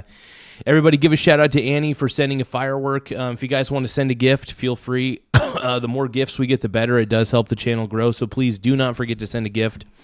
Annie's been amazing. Thank you for sending those gifts. And then I want to give a shout out to just anybody who sends gifts, man. If I see a gift come in through the pipeline, man, I will happily give you a shout out, man. Anytime we get any sort of gifts on this channel, we love to give shout-outs. We love to give our love. So please feel free to subscribe to the channel as well. Please take the time to tap the subscribe button in the upper right-hand corner. Let's give Annie her flowers, man. Let's give Annie her flowers. She absolutely deserves it. And I just appreciate you, Annie. I really do. That's amazing. Amazing. Larson Christopher says, sugar mama. Well, I do appreciate it, Annie, though. I really do. Annie's basically the gift sugar mama of this stream, so I appreciate it. You don't have to be. You don't have to be. And I don't like to take too much. I really don't. I like to give more than I take, so I do like to try to give in an entertaining show. Okay, well, as long as we're making you laugh, Annie, as long as we're giving you a good time on this one, that's all we can really do, man. The Brony Bros, dude. We're the Pink Brony Bros. And we all dance at the gay clubs. Oh, my God. Pink Brony Bros. Moshtaba, you see at the top. Remember, Khomeini, his father, ruled for 37 years, and he seemed to have the ability to keep all of these disparate groups sort of in line. That doesn't appear to be happening right now. Watch this. They have all new leadership, and they're fighting like cats and dogs for who's going to control. Because we've created a real mess for them. Fox News contributor Dan Hoffman, former CIA. Oh, yeah. I really still believe in my heart of hearts that Iran doesn't have a lot of chances here. I firmly believe Iran is cooked beyond repair. I don't have a lot of faith in Iran at this point. I think that they're aware that they're cooked. I'd like to believe that they understand this. Hopefully, they're at least. I'm hoping that they're somewhat self-aware that they don't have a shot. CIA chief of station. Dan, it's always great to have you with us, and you have a lot of, as always, a lot of really interesting thoughts on where this is going next. One of the things that you have said is that we need to get the escalation advantage back in terms of the military stance that the United States is taking. When you look at that chart, you see those three carrier strike force groups. Is that being achieved? I think we certainly have the potential to achieve that. Look, Iran is cognizant that the United States military is going to win every single military engagement. But what Iran wants to do is exhaust us politically and economically and try to win the peace when and if we ever get there. The Strait of Hormuz, for sure, is the flashpoint. We've imposed a pretty strong blockade. Iran has dropped reportedly 20 mines in the Strait this week. That changes the calculus of any ship that wants to get through. And U.S. military defense officials testified this week that it might take as many as 6 months to demine the Strait of Hormuz. So that's all to Iran, at least in their mind, their advantage. And I don't know that they're in a hurry to really get to negotiations right now. I think they're testing the United States to see whether we're serious about achieving escalation dominance. Now, President Trump has responded by saying we don't have a timeline, and we're going to increase our military assets in the region and in the Strait and continue to take the fight to Iran. So I think that's where we stand right now, with the United States seeking to gain that advantage. Yeah, you also said, Dan, that they relish a fight with what they call the Great Satan. And if they can just survive it, it's almost... So, who is the Great Satan? Hold on. Is Iran calling America the Great Satan? Because here's the deal. If Iran is calling us the Great Satan, which I don't know if that's the case or not, I might have been misinterpreting that. But if we, America, are the Great Satan to Iran,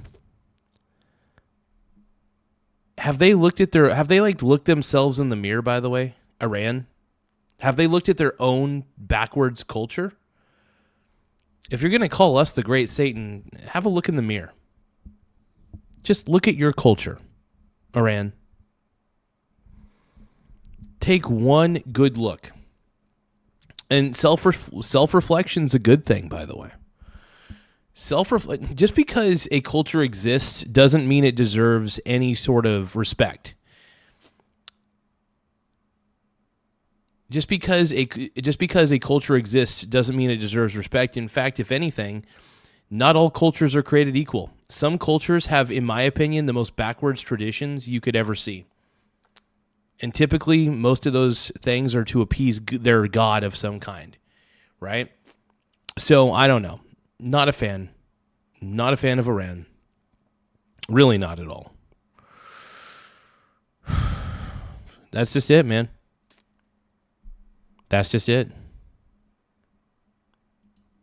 almost like you think of, cockroaches or, things that just want to stick around, and that is the entire motivation. And we heard from Pezeshkian and Araghchi saying, we're all on the same page.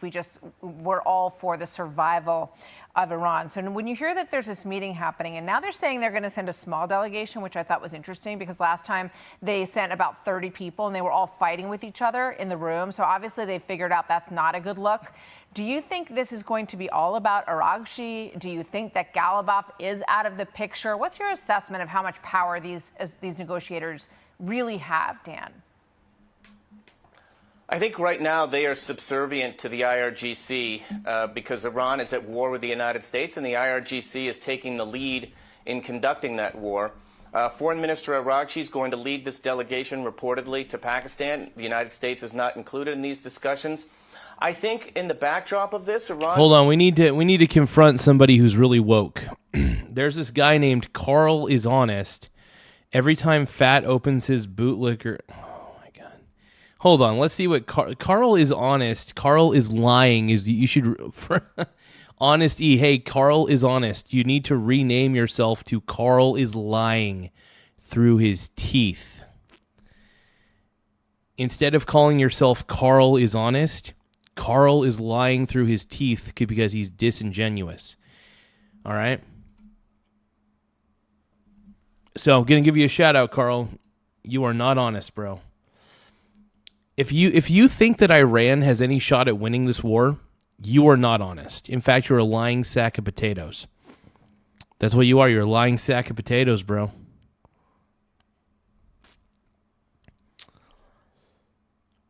Now, Carl is out of his mind, bro. Vacation time. Don't side with Carl, bro. Don't side with Carl, my pink brony bro. I was probably probing to see where the United Whoa, he said probing. He said probing. States stands. How serious are we about negotiating? Are we in a rush to get to a deal? Remember, for Iran, it's about regime survival. It's also about demonstrating resilience to their proxy terrorists, Hamas, Hezbollah, and the Houthis, demonstrating that they have staying power, that they can go toe-to-toe with what they call the Great Satan. So I'm not so sure. Yeah, the fact that they're calling us the Great Satan when when they when they go and throw gay. You know, the things that they do to gay people, the Iranian regime, the things that they actually do to gay people is disgusting. Seriously. Seriously. Like, really, look your guys, if you guys are supporting Iran, look at yourself in the mirror and say, why am I supporting a regime that is so vile and disgusting? Because if you support Iran, you do support genocide, because they were killing their own citizens for protesting their own regime. The citizens have every right to protest the Iranian regime, by the way. You want to know why? Because the Iranian regime sucks ass. They suck. They are terrible. They have run Iran into the ground. Do you guys not understand what I am saying? Like, what am I saying that is so incredibly tough to understand? Tell me what I am saying is not true. And also, tell me how Iran is going to win this war. You guys everybody in the chat says, oh, the U.S. is losing, Iran's winning. Okay, that is a low IQ take. Can you tell me, the ball's in your court then, can you tell me how Iran is winning and why they're winning at all? When it's clear as day that their entire navy's been sunk to the ground, sunk to the bottom of the ocean. Their military is practically in shambles. They have virtually no way of defending themselves at this point. And their regime has crumbled. The Iranian regime has crumbled to the ground. So tell me, how is Iran winning this war? Tell me, how are they winning this war? Sure, Iran is necessarily in a rush to get to a deal. And remember, they're going to want a deal that's not even as good as the JCPOA. I think that's going to be the challenge for us, is to force Iran to make a deal that we want on their nuclear program, ballistic missiles, and their... And by the way, I have complete empathy for the Iranian people. I just want to make that very clear. I have complete empathy for the Iranian people, but I have zero empathy for the IRGC. I have zero empathy for the asshole Ayatollah. I have zero empathy for the entire Iranian government regime. The Iranian regime needs to go ASAP. ASAP. Needs to just go away completely. Absolutely 100%. That's all you need to know. Support to proxy terrorists, something better than the Obama administration negotiated in 2015. You also say that there's no sign that there is a popular uprising coming in Iran. And it feels like all of this dynamic that gets dragged out over time, it doesn't really change if the IRGC stays. Okay, let's see what Carl is honest is saying. Carla is honest says, Iran wins by not being an evil empire. Everyone wins. Carla is honest says, I don't believe for a second you have empathy for anyone. I do. I actually have empathy for the Iranian people. That's why I'm rooting for the U.S. to destroy the Iranian regime. The Iranian regime is completely evil. Let's see what Oliver James is saying. Oliver James 28 says, dude, I hear you. But Iran has won the war. If the U.S. has won the war, there would be no need for a deal. The reason the deal exists is so there's no more bloodshed. The U.S. knows, by the way, the United States military can easily wipe out every power plant and every bridge in Iran. The reason that they don't do it is because they don't want to hurt the citizens. Duh. They're looking out for the citizens of Iran. If they wanted to, by the way, if the U.S. military wanted to, power plant and bridge day could happen in a second. Trump is trying to negotiate a peace. If a peace can be negotiated, if Iran can actually just stop, if the Iranian government can just stop shooting themselves in the foot for 1 freaking second, 1 second is all I'm asking. They can come to the table, get some peace. They could sign an agreement, right? And that agreement includes not having uranium to enrich, not sponsoring terror, and allowing traffic to freely go through the Strait of Hormuz. Simple as that. It's not hard. None of these demands are impossible.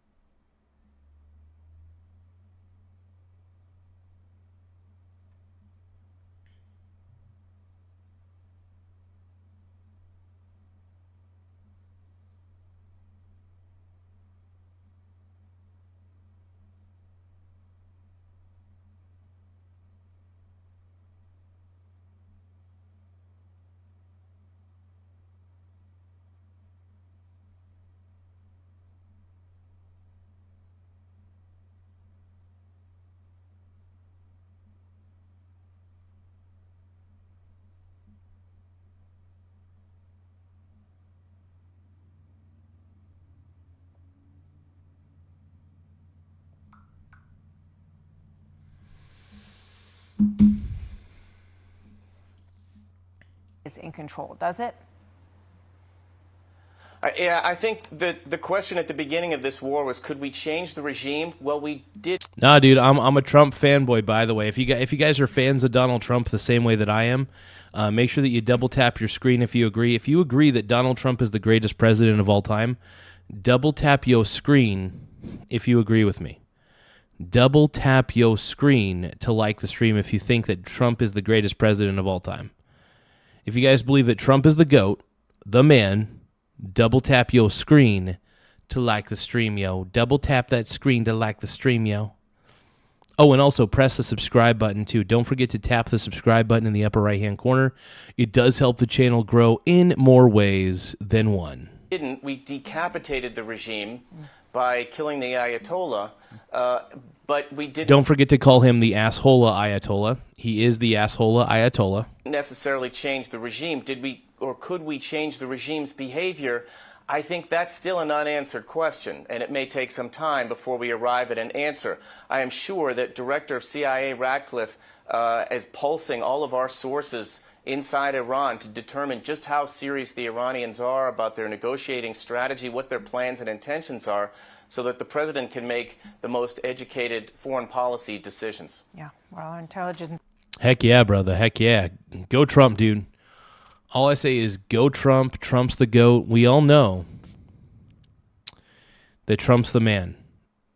Trump is winning this. Has been pretty astute in this entire conflict, and we'll keep watching. Dan, thank you very much. Dan Hoffman. Thank you. Be sure. What a stud, dude. What a freaking stud.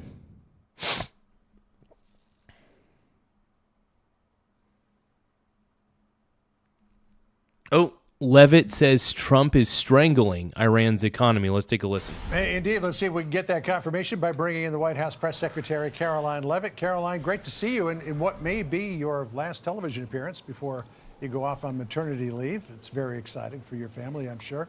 So can you confirm that Jared Kushner and Steve Witkoff are headed to Islamabad to meet with the Foreign Minister Araghchi?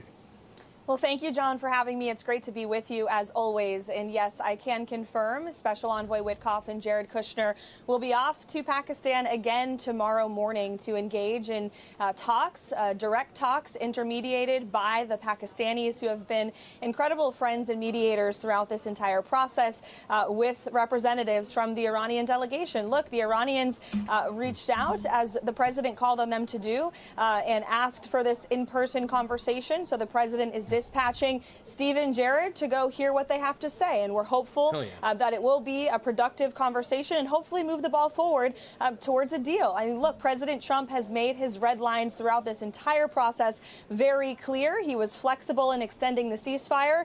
And so Steve and Jared will be off to hear what they have to say. It's my understanding that the Vice President, J.D. Vance, will not be going, at least not in this moment. But damn. Is there... No J.D. Vance, dude. Honestly, I think J.D. Vance is the key to a peace. Look, J.D. Vance is a smooth operator. Let's be clear. J.D. Vance is a smooth operator, in my opinion.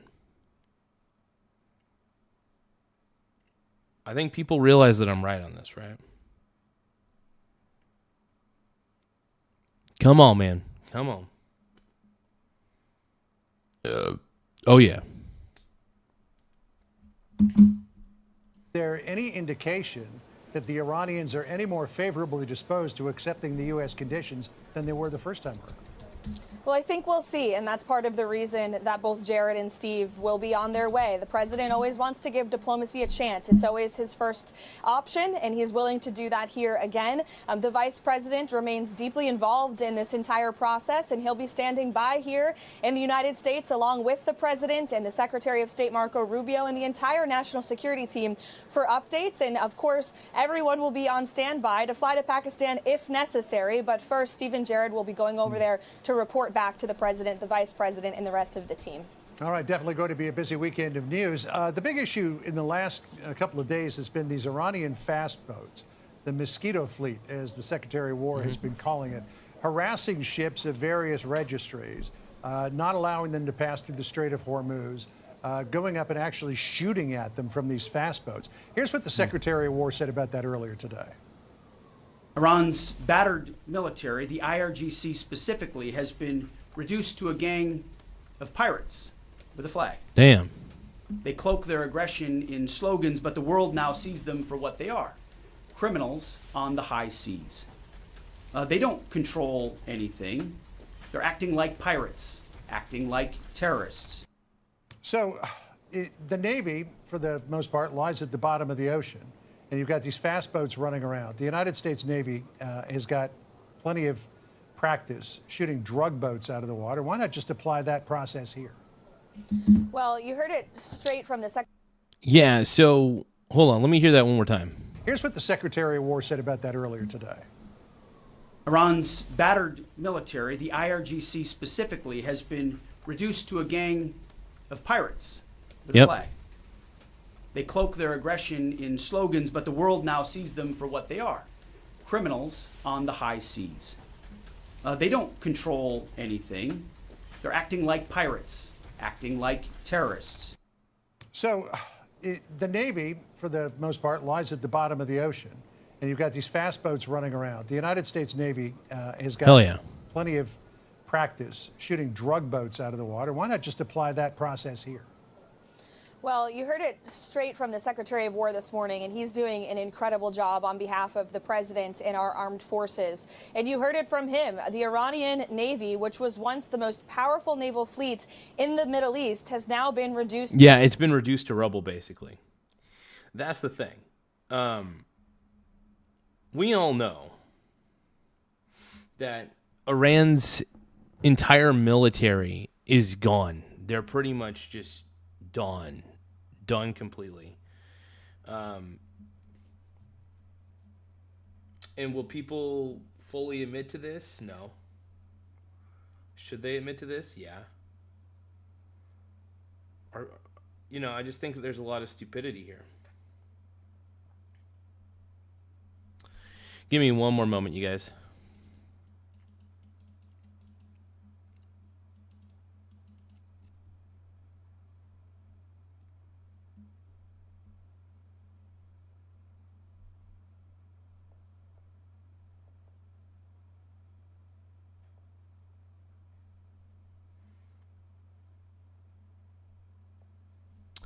I'm doing something real quick, you guys. Hold on.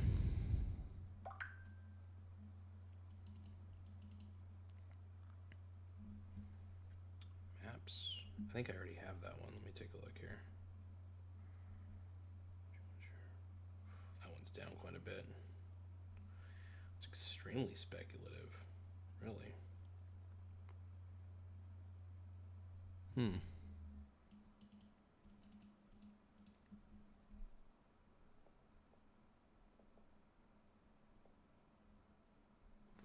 Yeah, I'm doing something interesting real quick, you guys. Bear with me.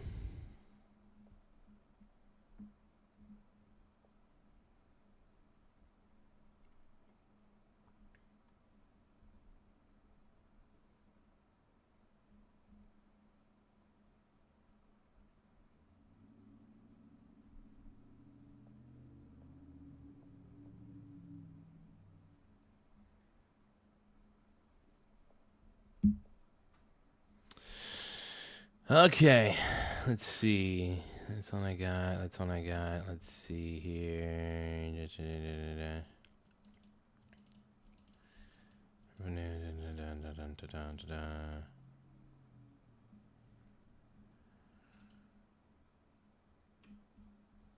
see. The best one is IIPR. I think I already have that one. Let's see. IIPR. Price over earnings is pretty good.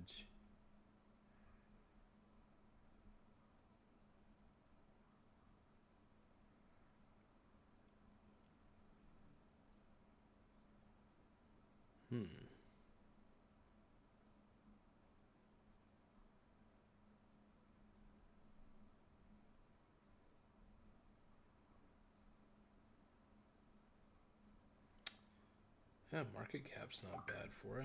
Yeah, why not? Like adding a good REIT to my portfolio. There we go. Okay.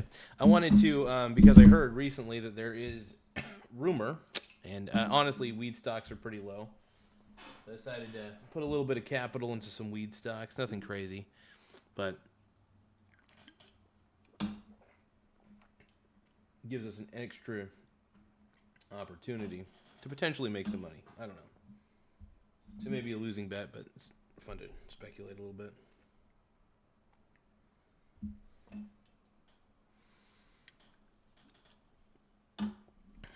All right, let's go, dude.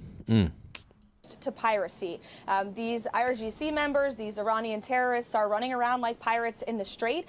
And President Trump, as commander-in-chief, has given the green light and authorization to the Department of War to take lethal and kinetic action if they deem necessary. If these boats are threatening U.S. assets in the region, they will absolutely be dealt with accordingly. And I think the Secretary of War and the Department of War have shown how capable they are of dealing with drug boats, as evidenced by the many successful strikes on drug boats in the Caribbean Sea that were trafficking illicit poison here to the United States of America. So when the Commander-in-Chief gives an order to the Secretary of War, it is effectuated on when and if necessary, and we have shown that we have the most powerful military in the world, and the United States Navy is doing a tremendous job with this highly effective blockade in the Strait of Hormuz, which is exerting maximum leverage over the Iranian regime. We are strangling their economy, and it's getting weakened by the second. Of course, there's no end. I like the way she said strangling. Oh, yeah. Oh, yeah, dude, Donald Trump's the man. This is what I keep saying. Nobody believes me. The U.S. naval blockade was one of the most brilliant things I've ever seen. I want to give you guys a list on why Trump is winning this war. Give me one moment.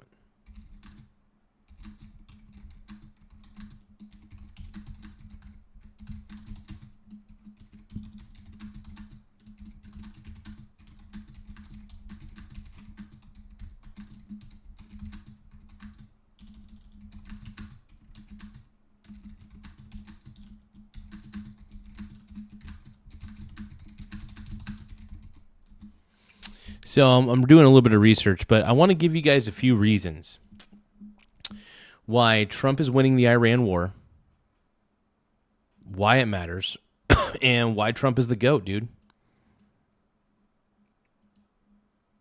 A weak Iran is a good Iran at the end of the day. And we know this. We know that that's right. A weak Iran's a good Iran. I think you guys are aware of this. Hopefully. Maybe. I don't know. Of criticism from the Democratic side of the political aisle on this. Not sure what their plan. The Democrats are always bitching about something. So if I was Donald Trump, I wouldn't even bother listening to the Democrats. The Democrats are low IQ at this point. They can't define what a woman is. They're all woke and crazy. Don't even listen to the Democrats at this point. Keep going. Would be to do things differently. But Mark Dubowitz from the Defense of Democracies, who'll be on this program an hour from now, came out and said that, look, a lot has gone very right with Epic Fury, though there are some things left to do, including Battle of Hormuz, the Red Sea to Houthis, enrichment material, what to do about that. Pickaxe Mountain, which was this new facility that they're burying 300 meters below the hard granite of the Iranian mountains. Internal repression of Iranians, reconstitution of nuclear missile proxies, and other items. You know, I have a lot of Persian friends. I run into a lot of people of Iranian descent in this country. I'm sure you do too. To a person, they're all saying, Mr. President, please finish this. Don't leave these guys in charge. Just get it over with. Well, President's got to do something, man. Come on, Trump. My boy. Trump has been clear from the beginning what the objectives of this mission were. The objectives of Operation Epic Fury were, of course, to significantly diminish the Iranian regime's ballistic missile capability, which we have done. It was to completely annihilate their navy, which we have done. As I said previously, it is sitting in the bottom of the sea. We've taken out more than 160 of their naval vessels. Ultimately, the goal of Operation Epic Fury was to ensure that Iran can never possess a nuclear weapon. And we've now transitioned into this diplomatic phase to get that done through the means of a deal. Now, President Trump has military options on the table that he always smartly retains as commander-in-chief. But right now, diplomacy hopefully continues, and we'll get to a place. And hopefully, you know, I want to see diplomacy. I don't want to see any bloodshed. I really don't. And I don't think Trump doesn't want to either. One of the reasons he's going to the table is because he doesn't want to have to use any more violence to get the point across, to get this over with. It's easier to just negotiate and agree. But Iran doesn't speak that language, unfortunately. Now, here's why Trump can argue that he's winning this war. Iran's controversial military has been badly damaged. This is something to keep in mind, okay? Trump claimed Iran's Navy, Air Force, and anti-aircraft systems are gone. Now, that's true. That is very true. Another reason is that the U.S. and Israeli strikes appear to have reduced Iran's missile threat. CSIS reported that Iran's missile attacks fell by about 90% within the first week because of U.S. and Israeli bombing and suppression efforts. Now, another thing, Iran's leadership has been fractured. Keep this in mind. Reuters reported that the opening strikes killed Iran's then supreme leader, Ayatollah Ali Khamenei, and much of the country's leadership overall. While CSIS said Israel had killed more than 250 Iranian leaders, including much of the senior military leadership. So this is huge. This is one of the reasons why the leadership in Iran is so fractured. Whether you like to admit it or not, Iran is cooked. Iran is cooked. And I know the Democrats don't like to listen to these facts because it basically conflicts with their narrative of the world, which is a narrative of delusion and fiction.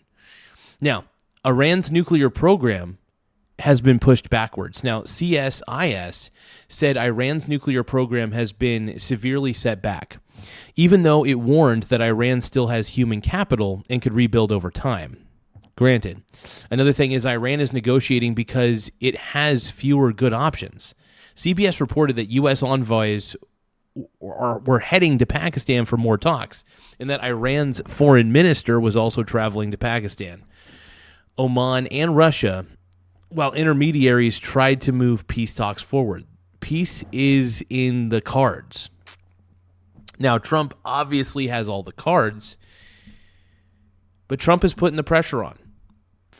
Now, the current strategy does appear to be military damage, blockade pressure, and a ceasefire window to force a better deal.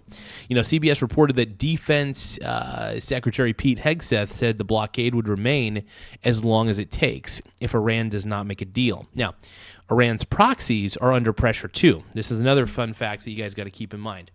CSIS noted that Hezbollah and other Houthis have attacked Israel, but their impact has been limited.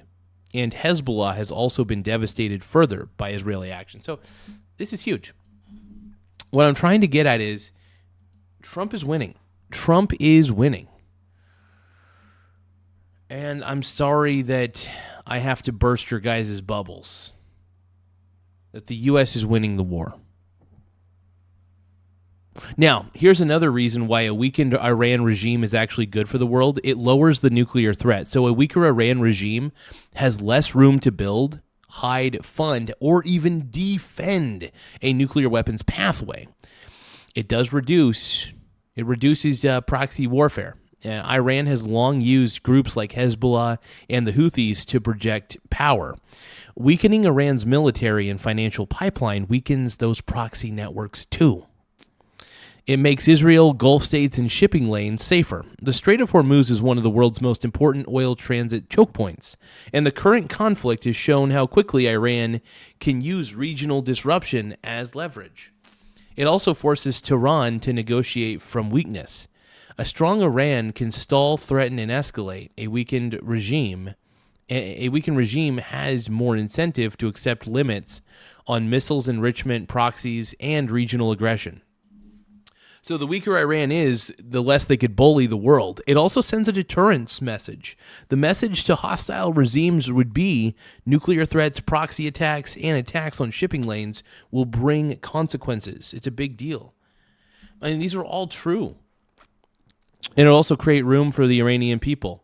So a weaker Iranian regime does not automatically mean freedom, but a regime with less money, less military, less confidence, and regional influence may even have a harder time crushing dissent forever. So it's a win. This is a win. And to anybody who says it's not a win, I mean, good luck with that, dude. Frog Eat Frog says, from whom the bell tolls. But, I think you guys know that I'm right. Iran is a bully.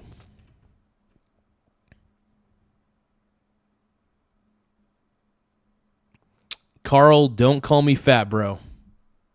I am kind of fat, not going to lie. I am pretty muscular, though. Look at this. Oh, well, not too much, but I'm toned out. I'm a little toned. Freak that bitch. Where the president's red lines will be met, where Iran will turn over their enriched uranium, and where they will firmly commit to never obtaining, possessing, or moving towards creating and building a nuclear bomb. That's something President Trump has. That's exactly it. They should never have enriched uranium. Period. End of story. They should never even have the ability to even think about creating a nuclear weapon. There should be no reality. There should be zero reality where Iran has even the remote possibility of creating a nuclear weapon. Period. End of story, man. There should be no reality in which they can create a nuclear weapon. It just shouldn't happen. It should never happen.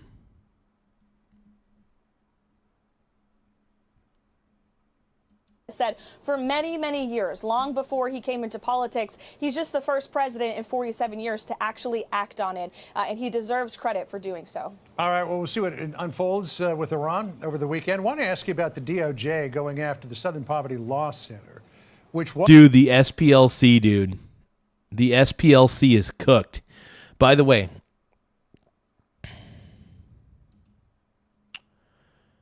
oh no, an error occurred? What happened? Hey, indeed, let's see if we can get that confirmation by bringing in the White House. Hold on. This mission were. The objectives of Operation Epic Fury were, of course, to significantly diminish the Iranian regime's ballistic missile capability, which we have done. It was to completely annihilate their navy, which we have done. As I said previously, it is sitting in the bottom of the sea. We've taken out more than 160 of their naval vessels. Ultimately, the goal of Operation Epic Fury was to ensure that Iran can never possess a nuclear weapon. And we've now transitioned into this diplomatic phase to get that done through the means of a deal. Now, President Trump has military options on the table that he always smartly retains as commander-in-chief. But right now, diplomacy hopefully continues, and we'll get to a place where the president's red lines will be met, where Iran will turn over their enriched uranium, and where they will firmly commit to never obtaining, possessing, or moving towards creating and building a nuclear bomb. That's something President Trump has said for many, many years, long before he came into politics. He's just the first president in 47 years to actually act on it, and he deserves credit for doing so. All right, well, we'll see what unfolds with Iran over the weekend. I want to ask you about the DOJ going... I am curious to see what happens with Iran, though. Look, I still think that Iran's cooked, ultimately. I just don't think that they have a shot.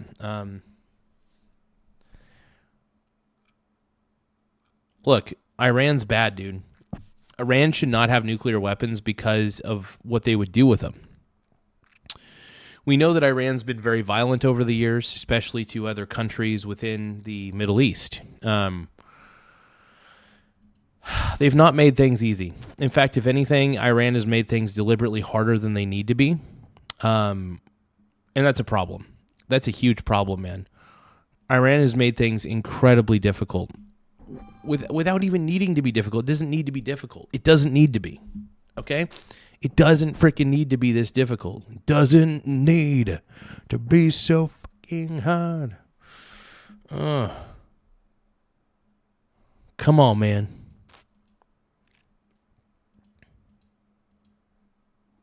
Come on, bro. Going after the Southern Poverty Law Center, which was at one point in its history a very reputable civil rights organization fighting the KKK. According to the DOJ, Yeah, SPLC actually used to be a respectable organization until they allegedly started funding hate groups to basically start... So allegedly they were funding groups like the Triple K to start having them like go to Trump rallies and stuff and supporting him. That's crazy. That's allegedly, by the way. I'm saying allegedly. Allegedly. This is what the government's alleging. I'm siding with Trump on this one. I'm siding with the FBI on this one. I usually don't side with the FBI on a lot of things, but it doesn't surprise me that the SPLC is capable of this, because the SPLC is pretty much a Democrat-run organization. It's a organization created by ran by Democrats, basically.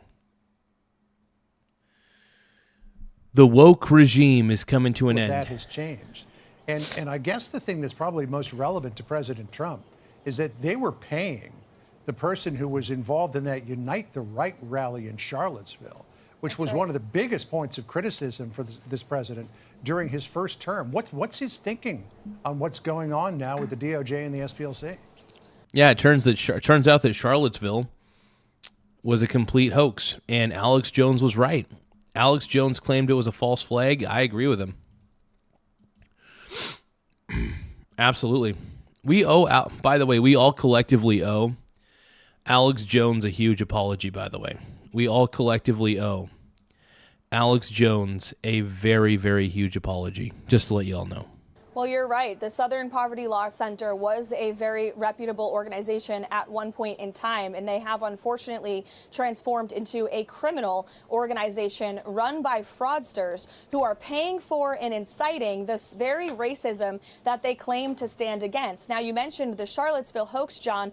It's a brilliant point because that is one of the most vicious and egregious smears that has been used against President Trump over the course of the past 11 years since he got himself into politics. And this group funded some of the funders of that hoax that not only the media ate up like candy, but that the Democrats ran campaigns on. If you recall, in 2020, Joe Biden launched his campaign for president on the basis of the Charlottesville hoax. It was a total lie, and it was funded by this organization that claims to stand against racism. I'm glad to see accountability is being had thanks to the Department of Justice, and I would like to criticize the legacy media. If you read articles about this case and this indictment in the New York Times, they're trying to claim that this is a weaponization of justice from the Trump DOJ. Small Couldn't be wiener further from gang. the truth. This was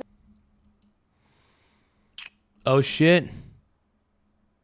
Everybody give a shout out to OGAB's Mike for subscribing. Thank you for subscribing to the channel. If you guys can, don't forget to tap the subscribe button in the upper right-hand corner. Once again, if you guys can, don't forget to tap the subscribe button in the upper right-hand corner. It does help the channel grow. We're currently sitting pretty. Let's take a look at the subscriber count. We're currently sitting pretty at 10,254 subs. Once again, we're at 10,254 subscribers. Make sure that you guys hit the subscribe button in the upper right-hand corner. We're a smaller channel. We're trying to get bigger because I got a small you-know-what. But yeah, let's give a shout-out to OGAB's Mike once again. Let's give a round of applause. Thank you for subscribing, man. Small wiener gang. Thank you, my brony bro. You're a pink brony bro. And everybody, let's give a shout out to GMP for sending all those super chats the other day. I'm going to put those up on the board. Laugh out loud. GMP's back. Back again. GMP. I'm just putting out some of the super chats that were sent over the last 2 days. We really appreciate the super chats, man. We really do. Laugh out loud. Had to make an entrance as always. Time to fund the show. But yeah, I want to give a shout out to everybody who super chatted over the last 4 days. So these are just coming up on the screen to give the love and appreciation. This wind outside is fucking insane. My fence is blown down. I hate living in the Midwest.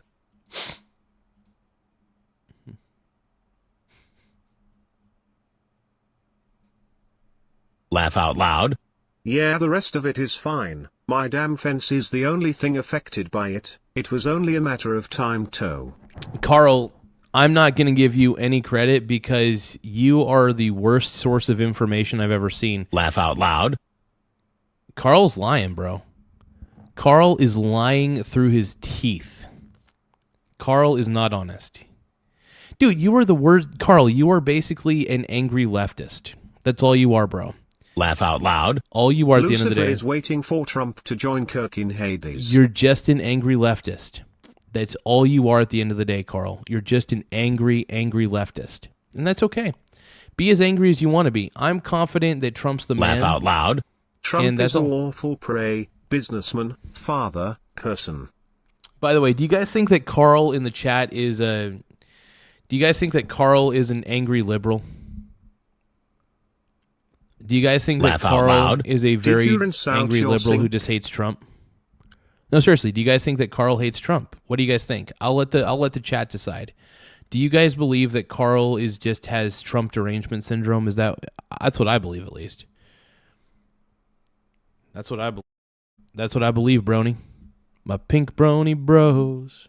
A grand jury indictment made up of Americans who realized that this organization was engaging in criminal activity and they need to be held accountable for it. Yeah, well, the accusations in the indictment certainly are shocking, to say the least. I don't know if you've seen this yet. This just came out. D.C. Appeals Court has ruled that the president's declaration of an invasion at the southern border, suspending asylum claims, is illegal, which I guess at the moment clears the way for the asylum process to restart. I'm sure that the White House would be appealing this. Have you seen this? What do you know about it? I haven't seen the report, unfortunately. While it's newsy, it's unsurprising to me. We have liberal judges across the country who are acting against this president for political purposes. They are not acting as true litigators of the law. They are looking at these cases from a political lens.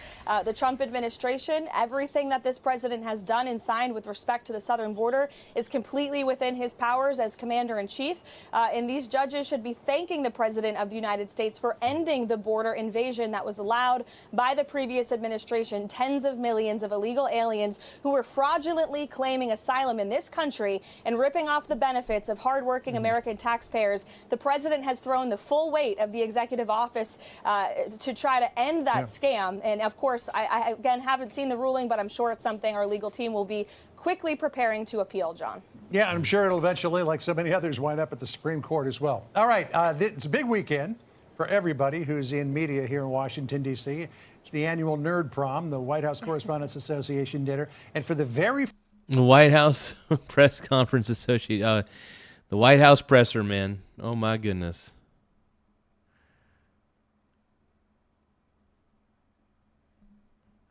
Dude, I love how Carl is honest, is basically saying, okay, soldier, what? What point was I supposed to argue to save your soul from MAGA? Why do our souls need to be saved from the Make America Great Again movement? By the way, it's not a cult. I want to let you guys know. There's some people who treat it like a cult, absolutely. Don't get me wrong.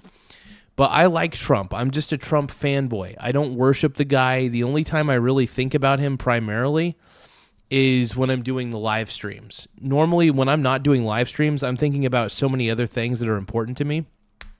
I think Trump is cool, and I think he's one of the best presidents we've ever had, but I don't think about him 24/7. That's just weird. Whoa, you're a communist? Carl is honest? Whoa. Hold on. Carla is honest says. I said I'm communist. Nobody wants to give me shit about it. I'm actually shocked. Well, it doesn't shock me that you're a communist, but I didn't hear that. I'm shocked I didn't pick up on that. Well, dude, here's the thing. Communism is terrible. Why would you be a communist? Collectivism on a larger scale by the way, if you apply communist principles to a federal government, you destroy a country quickly. That if you want to fast track on the destruction of a country, implement communism at the highest scales of government, and you will fail that country. That country will get destroyed, because what happens is communists tend to be very authoritarian in their thinking. Communists tend to want to tell people what to do. Look at Carl is honest. Carl is honest has been trying to save our souls from MAGA because he's authoritarian. If he had the power to re-educate us, he would all Carl would put us in re-education camps, because that's the mentality of the communist. The mentality of the communist is to be very authoritarian, to tell people what to do, to tell people how to think. And if they have the power to enforce it, they will. Communists deep down are authoritarians. Enough said. Communists at the end of the day are pure play authoritarians. And if they had any ounce of power, they I will not candy coat it. When communists have power, they tend to, and if they're communists and they have shitty ideas, which honestly, if you're a communist, you already believe in crappy ideas probably, because you already believe in communism, which sucks. But communists tend to be heavily authoritarian. That's what I'm trying to get at. I mean, look at any psychological profile of a communist. Communists, when they get any sort of power, they tend to, because they already love to tell people what to do anyway. Communists think that they're like the moral arbiters of society when they're not. They shouldn't be. They shouldn't have any power to tell people what to do, to be honest. By the way, capitalism has pulled more people out of poverty than communism could ever imagine. What happens is in communism, everybody's poor. In capitalism, only some people are poor. I repeat, in capitalism, yes, there's always going to be some people who are poor. That just happens. But in communism, everybody's poor and everybody's miserable. And by the way, the government has interfered with free capital for a long time. What we're seeing today is not true capitalism in its purest form. What we're seeing is basically a give me a second to think about it. What we're seeing is not capitalism. We're seeing what's the term?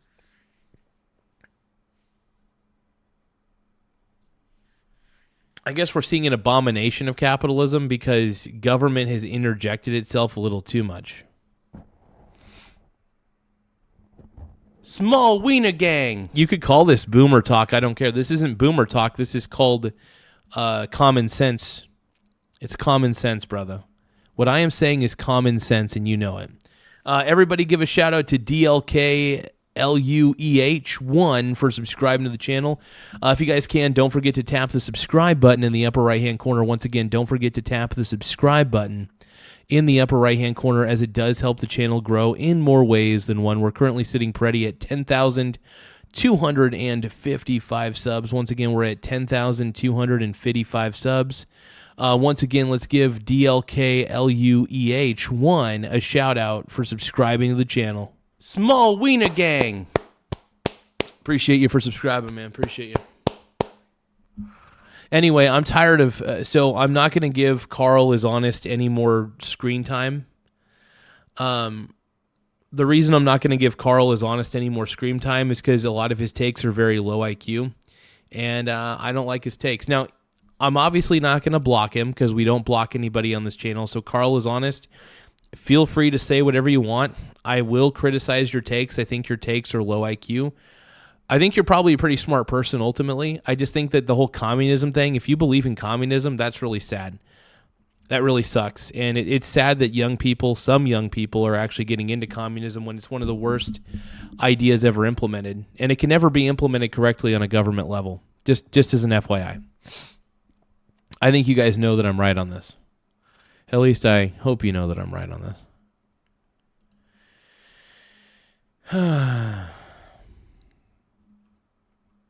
Let's get do it. First time in his 2 terms as president, Donald Trump is going to be attending, and I'm sure he's got a lot on his mind. Give us a preview of his speech. Yes, tomorrow night, the president will be going for the first time since he's been a sitting president. I think it's very fitting that he's going in the 250th year of our nation. Hell yeah, the White House Correspondents' Dinner, 250 years of America. And guess who's going to be kicking butt there? Donald Trump's going to be delivering the funniest thing. He's going to basically be... Here's the problem. These woke-ass comedians that are going to try to come down there and be shitty to Trump, he's going to be... Dude, Trump knows one thing. Trump is good at trash talk. In fact, if anything, Trump is an incredible trash talker. One of the GOATs, in my opinion. And that's one thing I appreciate about him, man. I love the fact that he's good at trash talking and does his thing, you know. I think it's fabulous, bro. I think it's fabulous. Birthday, since he is the most accessible and transparent president our nation has. Absolutely, he is. Caroline Levitt's right. He is the most transparent president we've ever had. Donald Trump is the most transparent president we have ever had. I think you guys know that I'm correct on this, right? Come on.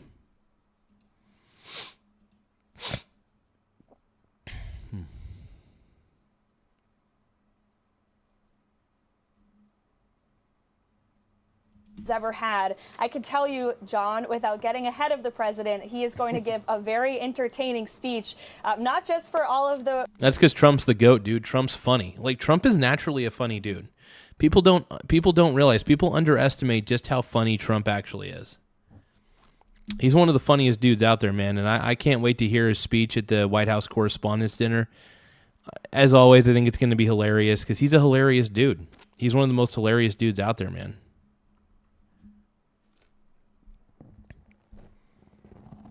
But yeah, Trump's the man. Either way, communism doesn't work.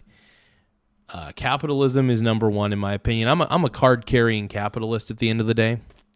And I believe if you want to create more poverty, you just implement communism on a larger scale.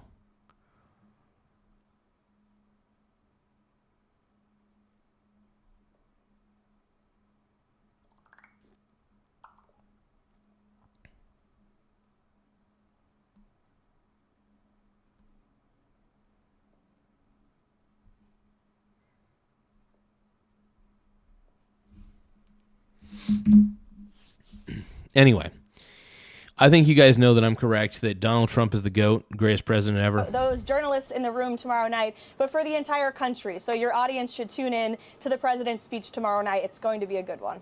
I think it's going to be fabulous, dude. I think Trump's going to kick ass, and I think he's going to take names, man. That's what Donald Trump does, dude. He kicks ass, dude. He's the man, dude. Greatest president of all time. I'm serious when I say that. Greatest president of all time. If you guys don't agree with me, I really don't give a crap. I really don't care. All right, looking forward to it. And if we don't see you again before the big day, congratulations on the birth of your second child, and we look forward to you coming back. Thank you, John. I'll be back soon. God bless you. Thank you. All right, appreciate it. We'll see you tomorrow night. Thanks. Thank you. Be sure to like and subscribe. I had no idea she was actually pregnant. Caroline Leavitt was pregnant? Really? I couldn't even tell. Wow. I actually didn't know that she was pregnant. That's crazy. Good for her, man. Good for her. Amazing.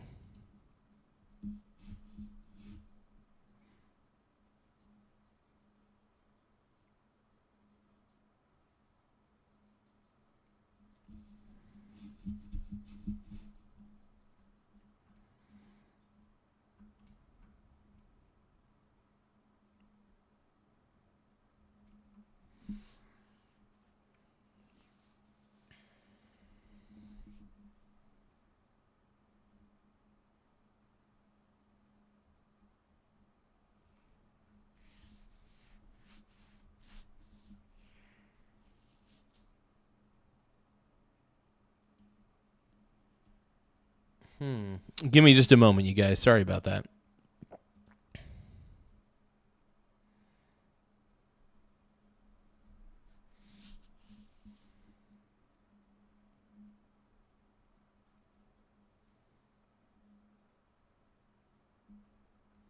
I'm just looking up the latest news and the latest stories that are happening right now. We're trying to see what's going on overall.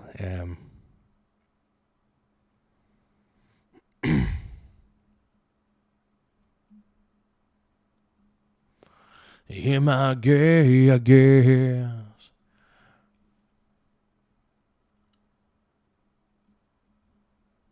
Most insane financial audit ever. Oh, God.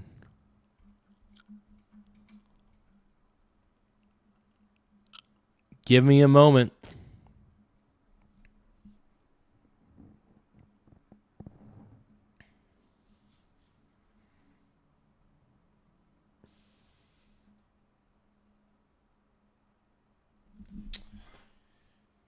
All right, you guys, give me a few moments. I gotta take a piss.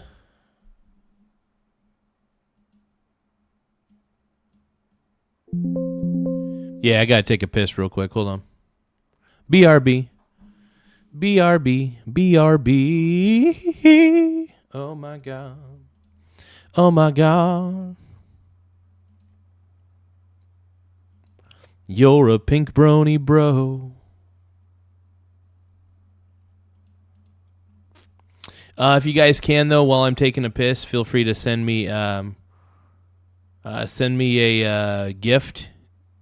While I'm taking a pee, feel free to send me a happy poop yum yum gift. I love the happy poops. The happy poop is my favorite virtual gift on YouTube for sure.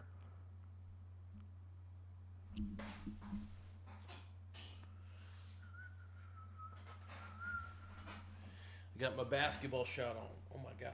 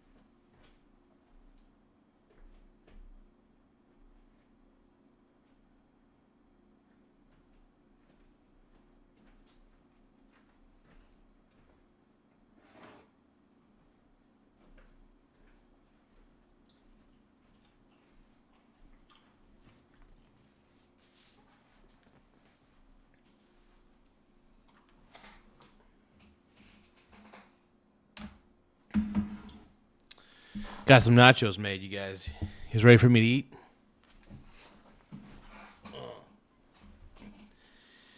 All right. We got some nachos, and we're gonna watch a little. We're gonna watch the Asshola Ayatollah.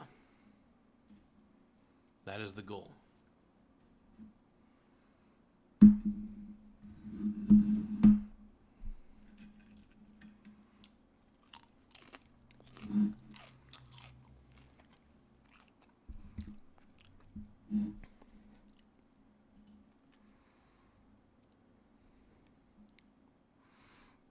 Give me a moment, you guys. We're going to watch a little more news.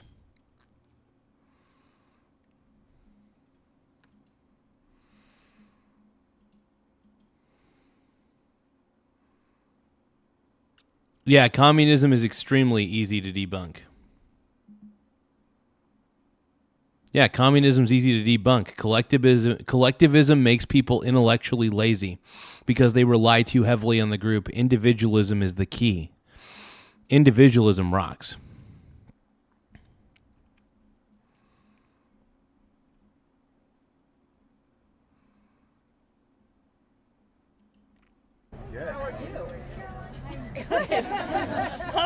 So, okay, so she's dispatching. Let's see what's happening here. Bumping along.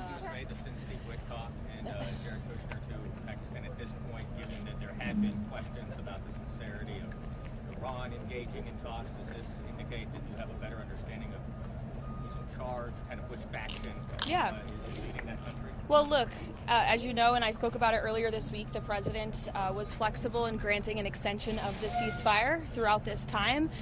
The president has decided to dispatch Special Envoy Witkoff. And oh, it looks like Annie sent a happy poop. Yum, yum.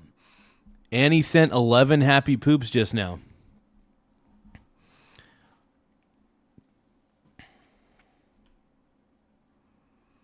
It's a theory. But first off, it should be pretty self-evident. Individualism, look, human beings tend to act in their own self-interest. So collectivism actually doesn't work with human beings. Think about it. If you're a collectivist, all that matters is the group identity, and the individual identity doesn't matter. In an individualist-based society, people still want to help other people out, but they also want to have their own space, and they don't want to share everything with everybody else. It's good to give. Don't get me wrong. Giving is a good thing. Doing the best you can, giving an effort, that's a good thing. In collectivism, though, you would not have an iPhone in a communist sort of society. Dude, Carl, look it up. Carl, look up the issues with communism. There's plenty of articles written about why communism is intellectually lazy, why it doesn't work, and why all communist nations end up failing over a short period of time. The problem with communism and socialism is that eventually the rich people's money runs out. And basically, communism is the laziest form of government in the world. It makes it to where the government has way too much control over the people's lives. Government is inherently incompetent. If you think that communism's a good thing, I believe that you're an incompetent person if you believe that communism is a smart idea. I believe that you're an incompetent person. That's all I got to say.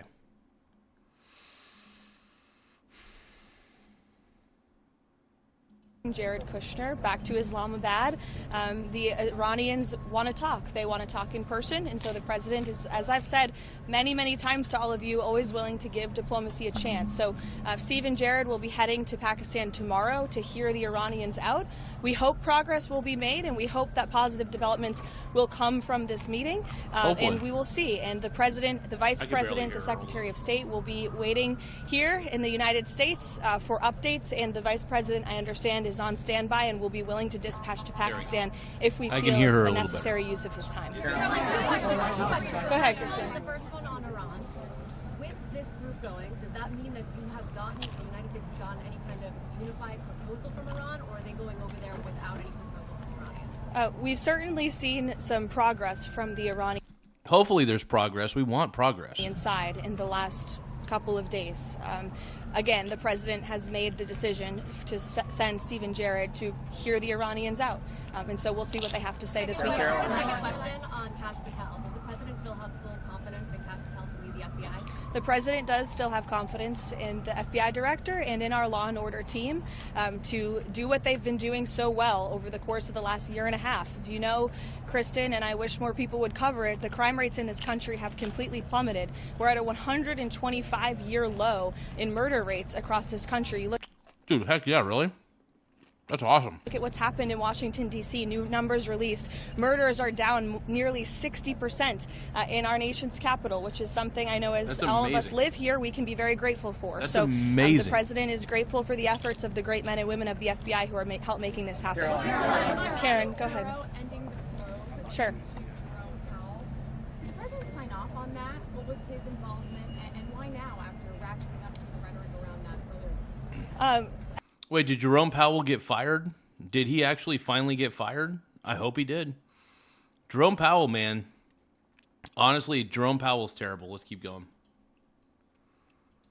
As you saw, Judge Jeanine Pirro, or former Judge Jeanine, U.S. Attorney Jeanine now, put out a statement saying that the case is not necessarily dropped. It's just being moved over to the Inspector General, who has critical tools at their disposal to continue to look into the financial mismanagement at the Fed. This has obviously been a priority for the president. If you drive by the Fed building, the president has a point. This is a project that's been going on for a very long time. It's costing taxpayers billions of dollars, and I think it's in the best interest of the taxpayer to get to the bottom of it. So the Federal Reserve, honestly, I'm in agreement with Ron Paul. End the Fed. End the Fed completely. The investigation still continues. It's just under a different authority, and that's what you'll continue to see. Okay. Not to my knowledge. I don't know if the White House Legislative Affairs shop was in touch with the senator, but as we've always maintained, Senator Tillis should do the right thing and move to confirm Kevin Warsh as speedily as possible. He is a phenomenal candidate to lead the Fed, and we shouldn't be holding our nation's economy hostage because of a disagreement with the Department of Justice. Hell yeah, bro. Go ahead, Benny. Can you share Hell yeah, bro. what led to this reclassification of the marijuana that the president just did the other day? There's a lot of stuff on social media, like a lot of GOP isn't supportive of this, but I was just wondering if you can share kind of the process of what was behind it. Sure. Well, as always, the president hears from a number of people, both inside and outside the administration, and frankly, the American people. If you do look at the public polling on this issue, it is overwhelmingly popular with the vast majority of Americans. And the rescheduling will lead to more research into cannabis as a drug, especially for the... The Federal Reserve has too much control over interest rates. I don't trust the Federal Reserve at all.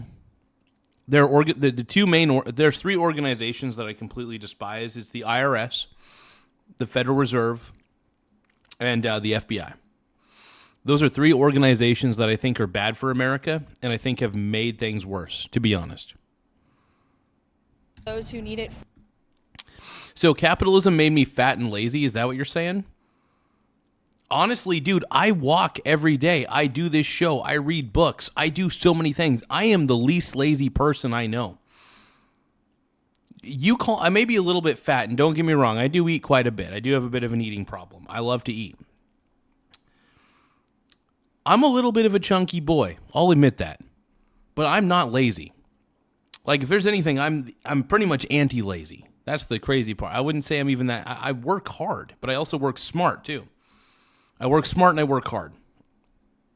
I'm constantly grinding, man. I'm a grinder. For medical treatment, and so the president was willing to take this step to do that at the behest of the American public, who largely support it, and many of his health advisors on his team who he spoke with about it, as you saw them in the Oval Office yesterday discussing it. Karen.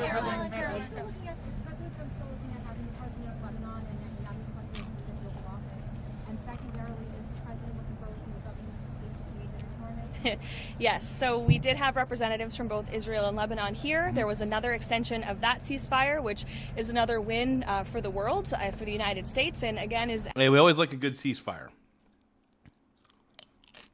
Nothing wrong with a ceasefire, man. If it can happen, it can happen. It's good. evidence of President Trump and his team doing a tremendous job at negotiating for peace all across the globe. So we're very grateful to both Israel and Lebanon for choosing to work together. Trump's doing the right thing, man. Continuing these conversations, and we hope that there will be a day where we welcome the leaders of both countries. And yes, as for tomorrow night, I hope that we will see all of you there. I know the president is very much looking forward to it. I think it's quite fitting that in our nation's 250th year, the most transparent and accessible president will be attending the White House Correspondents' Dinner for the first. He absolutely is.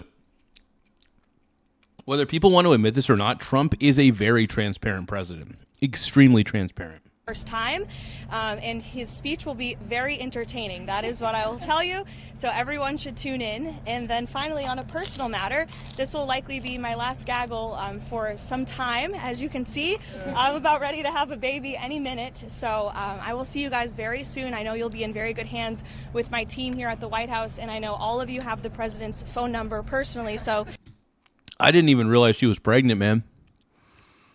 I had no clue she was pregnant. That's crazy.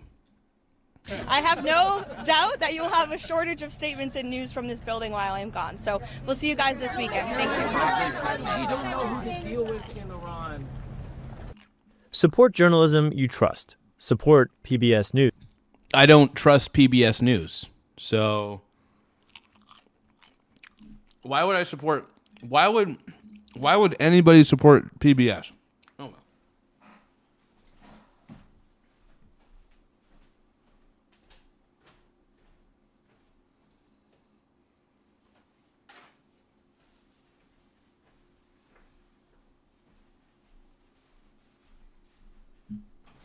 Yeah, I don't trust PBS at all, bro.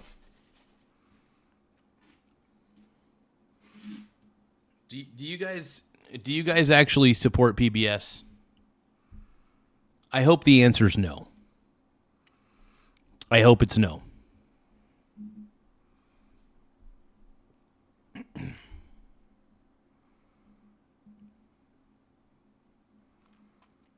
If you guys don't trust PBS News, if you guys think that PBS News is a part of the mainstream slop, double tap the screen to like the stream. If you guys think that PBS News is a part of the mainstream slop, double tap the screen to like the stream, yo. No, yeah. Oh, Hegseth is saying Iran must choose wisely. Hold on. We begin with breaking news. Iran's foreign minister posted on social media he is now traveling to Pakistan for whomever is in charge in that terror regime.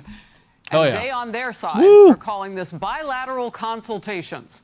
Pakistan has been trying to revive negotiations between the United States and Iran, and President Trump says Iran's leadership is so fractured that the U.S. does not know who is really with the power to make a deal. Just moments ago, an update on the U.S. blockade of Iranian ports. Operations Epic and Economic Fury now are crushing the economy of Iran by blocking its biggest moneymaker, oil. U.S. forces have now redirected 34 vessels, meaning Iran cannot get its oil on the move. I'm Harris Faulkner. You are in the Faulkner Focus, reporting live today from Washington, D.C. War Secretary Pete Hegseth has an update here on Epic Fury. Operation Epic Fury has delivered a decisive military results in just weeks.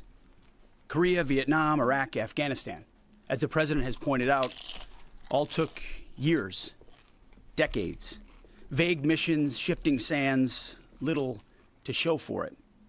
Operation Epic Fury has been laser focused from the very start. Ultimately, Iran will not have a nuclear weapon. Yes. It's a bold and dangerous mission, a gift to the world, historic. It absolutely has been a gift to the world because now that Iran's weak and can't do anything, the Middle East is a lot safer now. The Middle East is a million times safer because of this.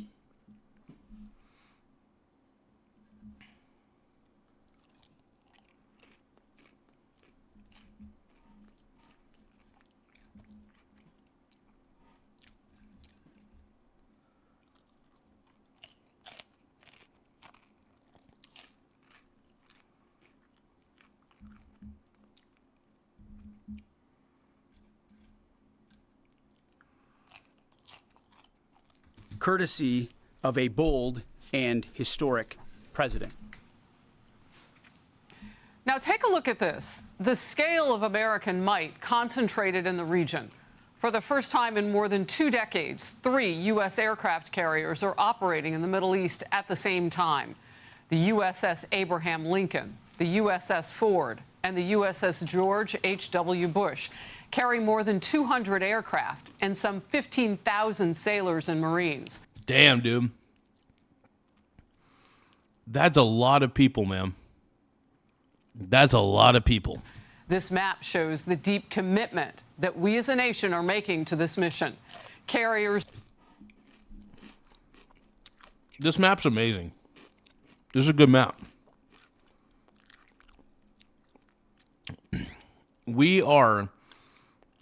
This blockade is absolutely 100% brilliant. This blockade is 100% brilliant. I love it. I think it's fabulous, man. I think it's good.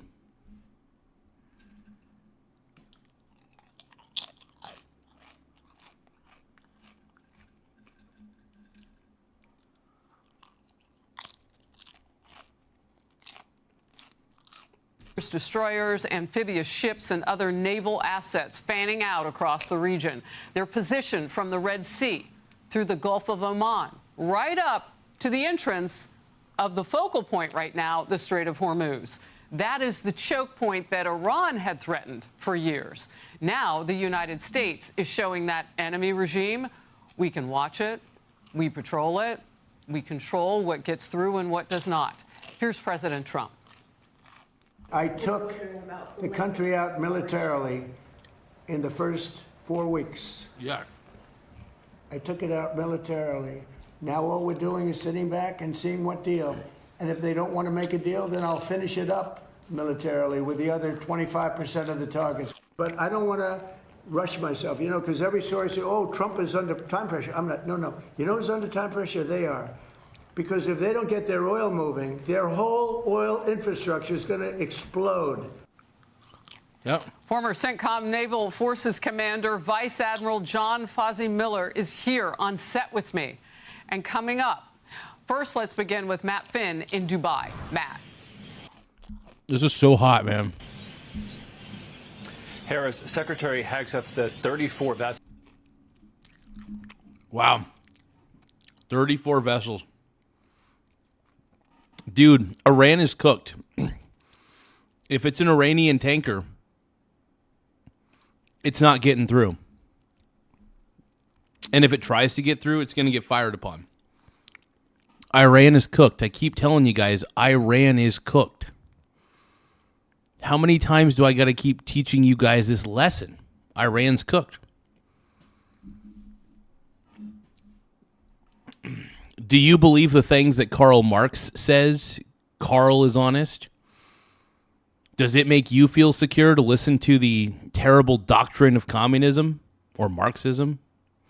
Any form of collectivism is low IQ anyway. So, does it make you feel secure to listen to Daddy Karl Marx because you yourself have daddy issues?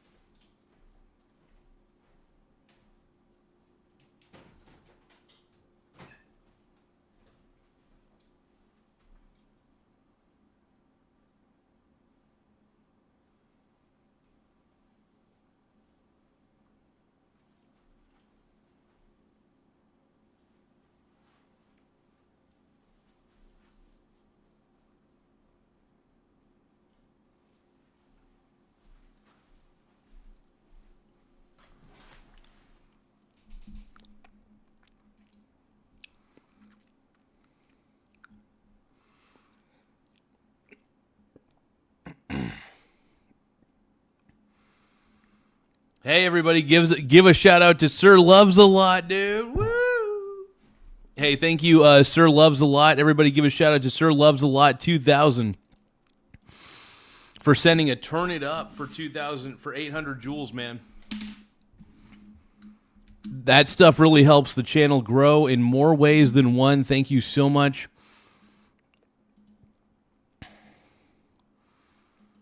Everybody, give a shout out to Sir Loves a Lot, everybody. Woo! He sent a Turn It Up. It's a little kitty cat. Hell yeah, dude. Sir Loves a Lot 2000 is a total stud. Thank you for supporting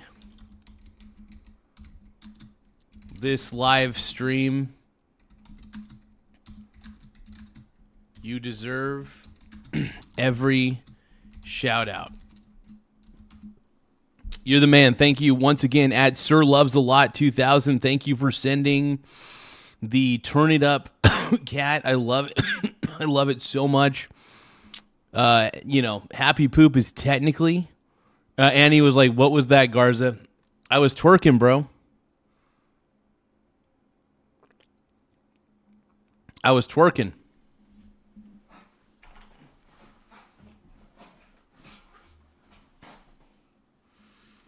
The ghost of you and me. When will it set me free? I hear the voices call. Stumbling footsteps down the hall. Vessels have now heeded American warnings and turned back toward Iran out on the Strait of Hormuz in the distance behind me. And the secretary is warning Iran to make a wise decision. As we said previously, choose wisely at the negotiating table. All they have to do is abandon a nuclear weapon in meaningful and verifiable ways, or instead they can watch their regime's fragile economic state collapse under the unrelenting pressure of American power. Orwell the resident is correct. I was working a stuck Orwell fart the out. resident says. He was right. He was working a stuck I'll admit fart it. out. Real Garza says. Sir Lavesla 2000 is a total stud. Thank you for supporting this live stream. You deserve every shout out. Thank you, my brony bro.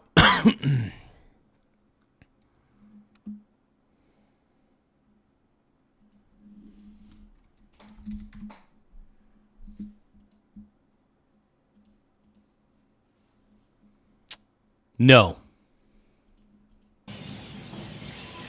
Secretary Hegseth says the U.S. is also tracking other ships that are associated with Iran and idling outside of the U.S. blockade. At least 9 Iranian tankers full of millions of barrels of oil are unable to get past the blockade. Hegseth is urging Europe to... Peace in the Middle East is what we get.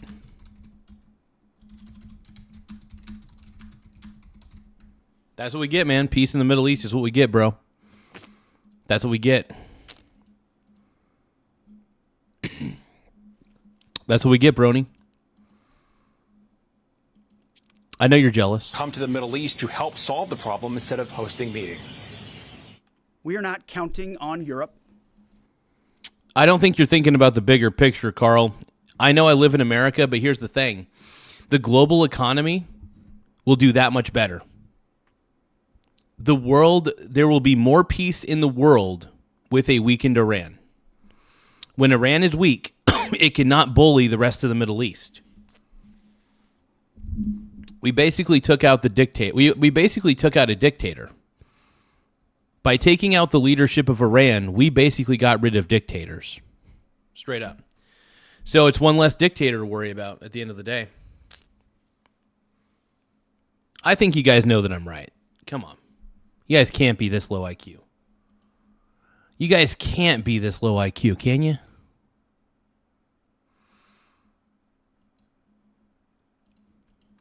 But they need the Strait of Hormuz much more than we do, and might want to start doing less talking and having less fancy. Yes, they can. Zach 3540 says.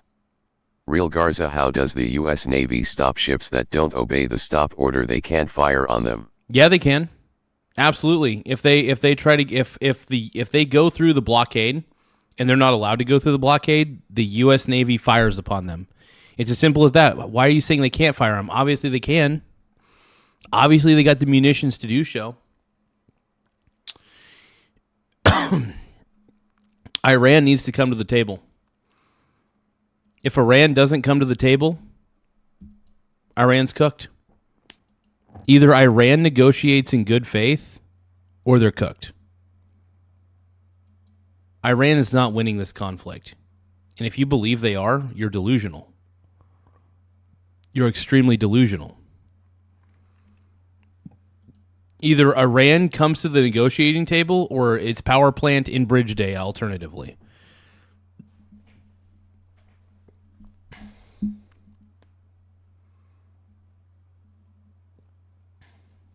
Carl, Iran has been the number one state sponsor of terrorism for years. They have Iran's government has killed their own citizens for protesting the current regime. Are you not aware of this? And third, they have basically bullied their neighbors for a long time. What world are you living in? Are you trolling me? I think Carl's trolling me. I think Carl came into this chat deliberately to troll me. I think he doesn't believe any of the crap that's coming out of his mouth. I'm working with facts. Carl is working with feelings. That's the difference. I'm working with facts. Carl's working with feelings. That's about it. Iran has been the bully of the Middle East for a long time. Iran has been the bully of the Middle East for a long time. And the number one state sponsor of terror in the Middle East as well. Now, you guys can say I'm wrong if you want, but you're wrong. See conferences in Europe. You know, give me a moment. I want to drink some water. That's what I want.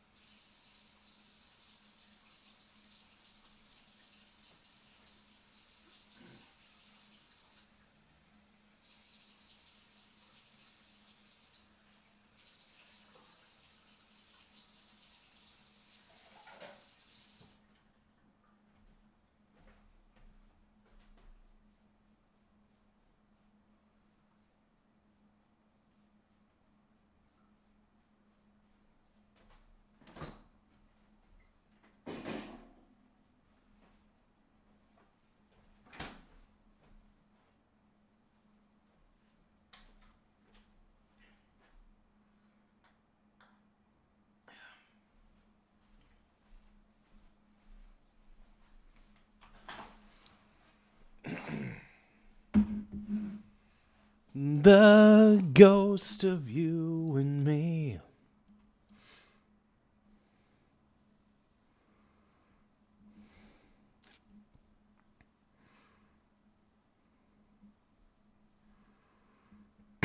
No, Iran is bad, dude. Iran's the number one state sponsor of terror, bro. Are you kidding me, Carl? Carl's trying to gaslight everybody here. So everybody, quick warning about Carl. In the chat, I think he's trying to gaslight everybody. I feel like this is a gaslighting campaign. To anybody who is siding with Iran, you're trying to gaslight me. Why? I don't understand why everybody's trying to gaslight me into this. Come on, bro.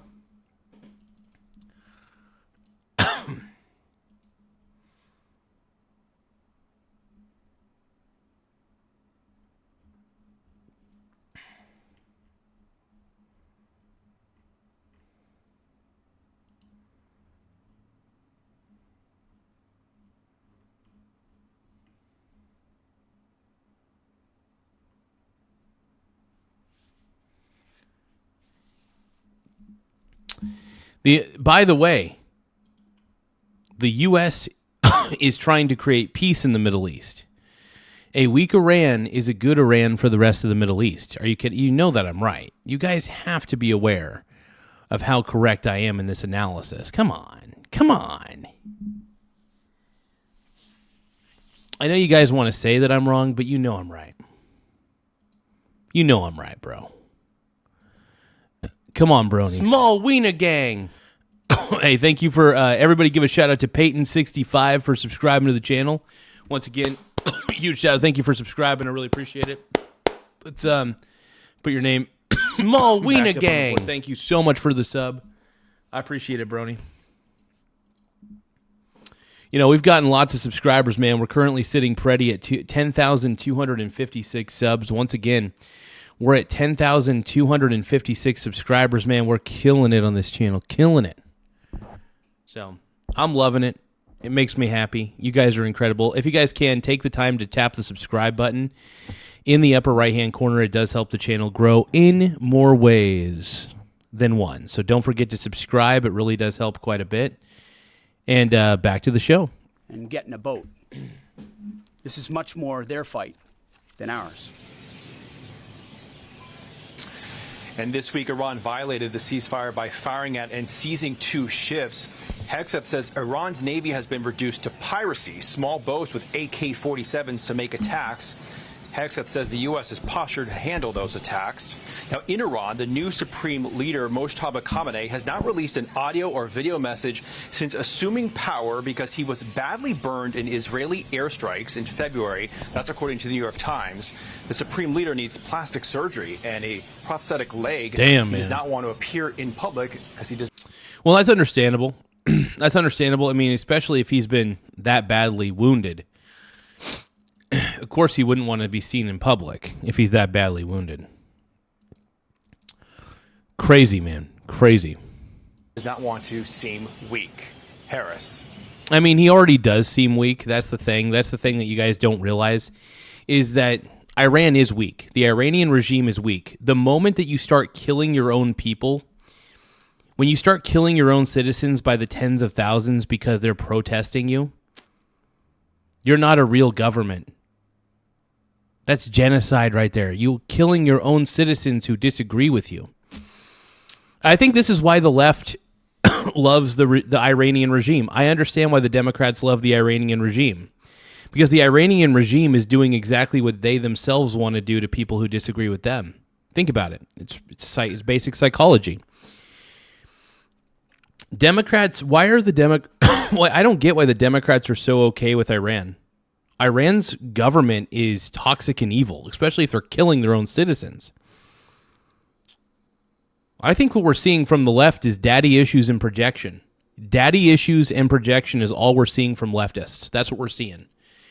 The left is rife with daddy issues and projection.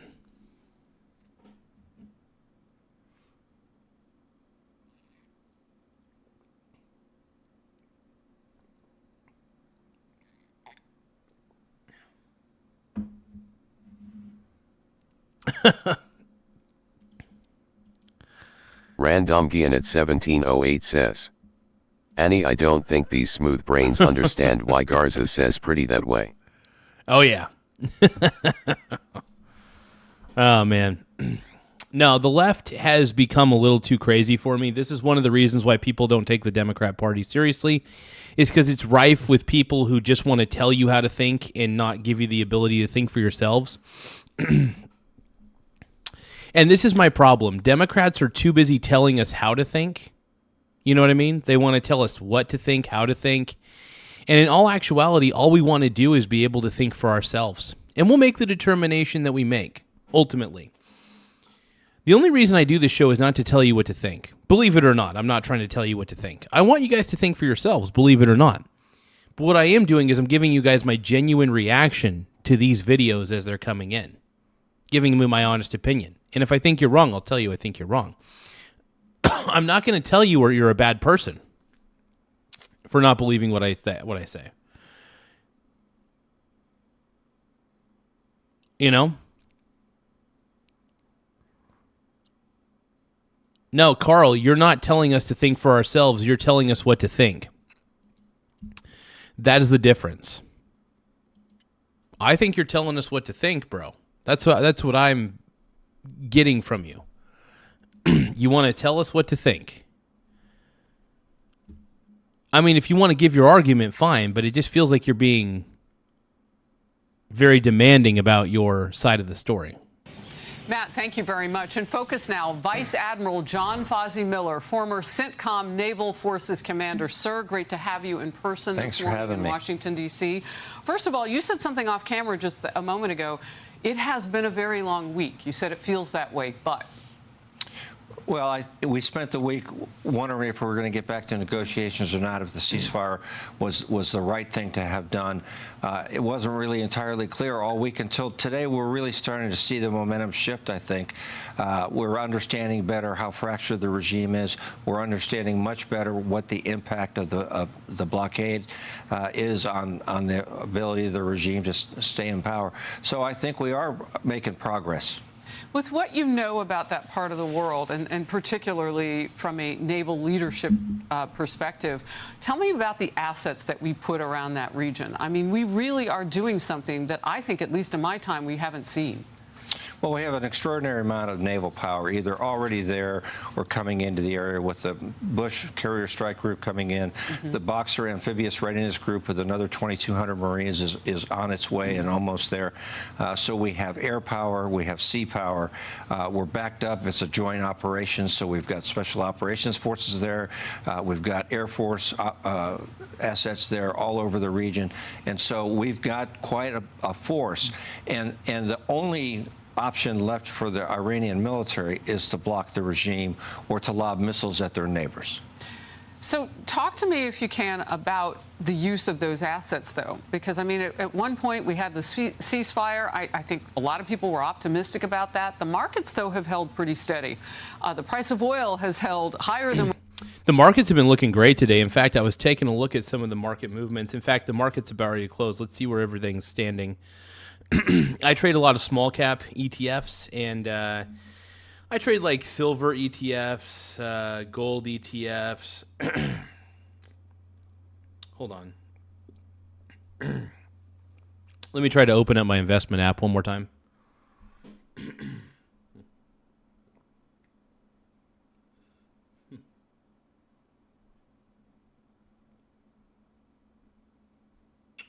Oh. Things are dipping.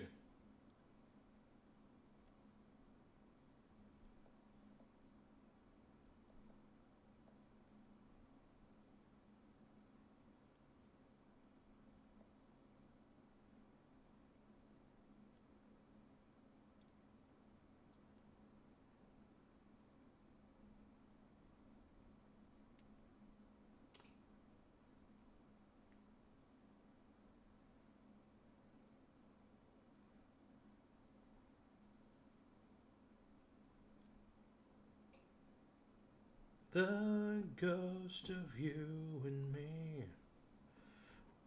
When will it set me free? I hear the voices call,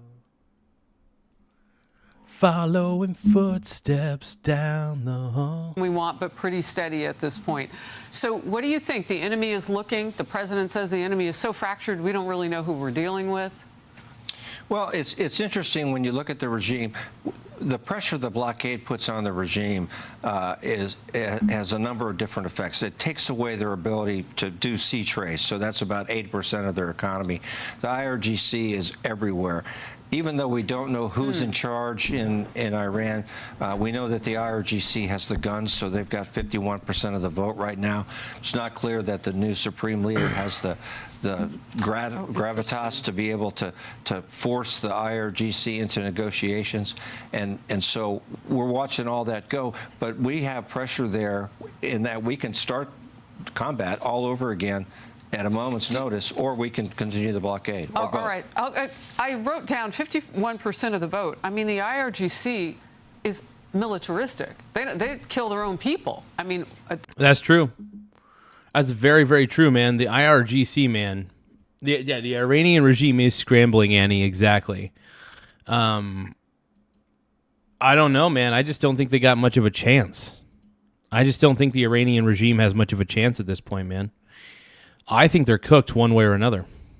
That is a heck of an advantage for them. But I want to get to this. President Trump's extended ceasefire is holding, as we've been talking about. Israel is waiting for the U.S. to green light more military action against Iran. Let's watch. Israel is prepared for the resumption of war against Iran. The IDF is prepared both defensively and offensively, and the targets are marked.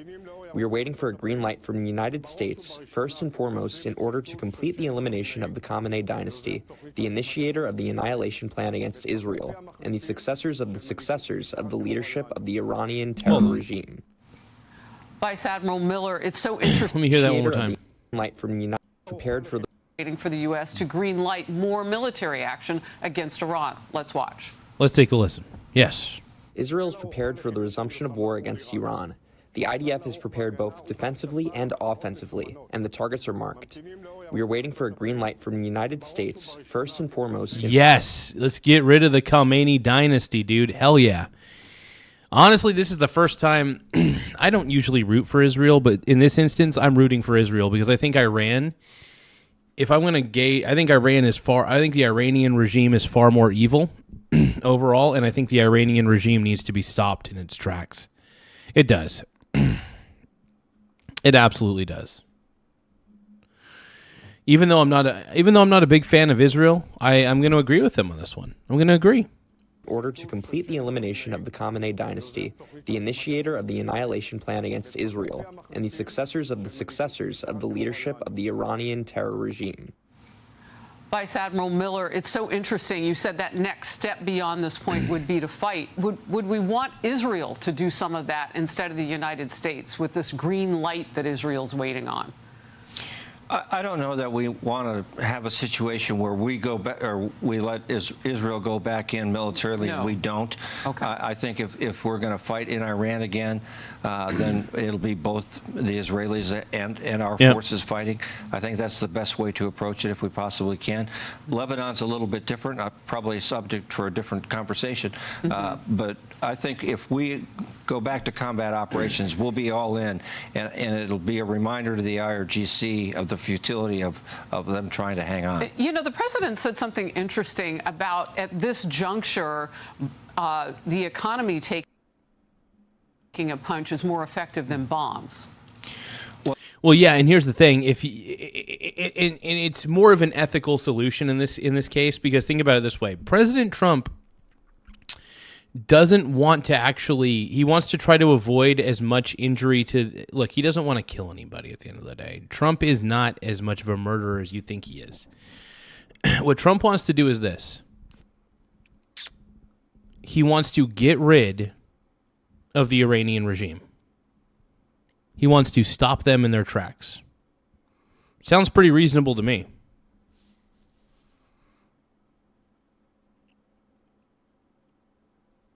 Pretty reasonable to me, man. And you know what? If you have to choke off their economy, that's the way to do it. Good for Trump, dude. Honestly, Trump is trying to show peace through strength. He doesn't want to kill anybody. If Trump wanted to kill somebody, by the way, if he could use the U.S. military to do so much damage to Iran, it would not even be funny. He's already done enough. But ultimately, Trump is not the warmonger that you think he is. Trump is not. And I think you guys are aware that he's not. And I think there's a lot of disingenuous people who come out and say he is, but he's not. You know he's not. You know that Trump is not a warmonger. I think you're aware of this. Well, the IRGC is woven throughout the economy in a very corrupt way. And so when you take away the economic power of the country, you take it away from the government, so to speak, but you also take it away from the people in the IRGC leadership. So their personal fortunes are at stake here as well. Fascinating. Vice Admiral Miller, great to have you today. Thank you for having me. Thank you. Be sure to like and subscribe for all the Fox News latest on YouTube and catch full shows streaming now on Fox One. Hell yeah, bro. Hell yeah. So Iran can choose their own adventure here. Let's take a listen. Oh, this is the big money show, dude. I've kind of grown to like this show, by the way. You know, I've kind of grown to like Fox Business a little bit, but not completely, but the big money show. Let's listen. Iran has an important choice, a chance to make a deal, a good deal, a wise deal. Here's the thing, though. I still don't think Iran is actually going to come to the table. I mean, it looks like they are now because they have no other choice. Because the IRGC is not going to comply if they're not going to get paid, right? IRGC is not going to give a crap. If they're not going to do their jobs, if they're not going to get paid, they're going to be fed up with the Iranian government. So there's going to be a revolt. I believe that there's going to be a revolt on the Iranian regime. That the Iranian regime is cooked beyond all belief. I believe that. As part of that effort, the United States has imposed an ironclad blockade that grows more powerful by the day. The Pentagon says the naval blockade on Iranian ports is tightening by the hour. This as a third U.S. aircraft carrier has arrived in the Middle East, the highest number deployed in that region in more than 20 years. Welcome to the Big Money Show. I'm Taylor Riggs, along with my co-hosts Dagan McDowell, Brian Brenberg, Jackie DeAngelis, and with us for the hour, Fox Business contributor Lou Bassanese. Great to have you. Good to be here. So the president says he is not in a rush to reach a peace agreement and wants it to be everlasting, but he will not allow Iran to have a nuclear weapon. This is all about a nuclear weapon. They cannot have the nuclear bomb, and they're not going to have the nuclear bomb. So we've taken out their military. We've hit about 75% of our targets, the little boats that they have running around with guns in them. We'll take them out, too, when we see them. But their Navy is gone, their Air Force is gone, their anti-aircraft is gone. Maybe they loaded up a little bit during the 2-week hiatus. But hey, we got Tristan Allen in the house, also known as DOYL Gaming. What's going on, man? G4K says, they said, wait a minute, this is more than I can handle. Let's talk LMAO. Now they want to talk. Now they want to talk because they realize that the entire Iranian regime is screwed. And then my boy Ty Lord has a new puppy, everybody. At 1708 Sweet little puppy. says, taking the puppy out for a walk. BRB gotta take puppy out. Hell yeah, bro. Hell yeah. Get it. we'll knock that out in about one day if they did. We've done an amazing job. Their leaders are gone. Lou, that's one of the problems. Iran can't figure out who their leader is. So there's a sort of some infighting going on. And we're also getting some other headlines that, according to some reports, Trump is sending Witkoff and Kushner to Pakistan. So you see dollar weakness and you see oil extending declines on the day. Equities were also near a record sort of coming into this. How do you view all this? I mean, equities are high up, man. Equities markets are going up. But however, every bull run does have a bit of a stifling effect. So even though I'm trickle selling on the way up, when there's a down day, when the markets are red, I start trickle buying back in. I'm always playing the volatility when I'm swing trading. That is the one thing I do, is I play the volatility on my swing trades. I'm killing it, man. This is one thing I do. Let's see where the markets are at. 156.83. That's not bad. It's not bad at all, bro. Yeah, let's get another profit here. We'll go for a profit, 156.83. Oh, lame. That's okay, though. I still got a pretty good profit on that one. Let's see, 157. Hell yeah, bro. You're a pink brony, bro. And you dance at the gay clubs, oh my god. And I'm just having fun on the stage in my hooves. I'm wearing a man thong. Yeah, a lot of the international companies are going up. Let's see. I sold silver at a higher price earlier. That was good. I definitely want to see silver go down a little bit further, obviously. Anytime silver goes down, I'm very happy.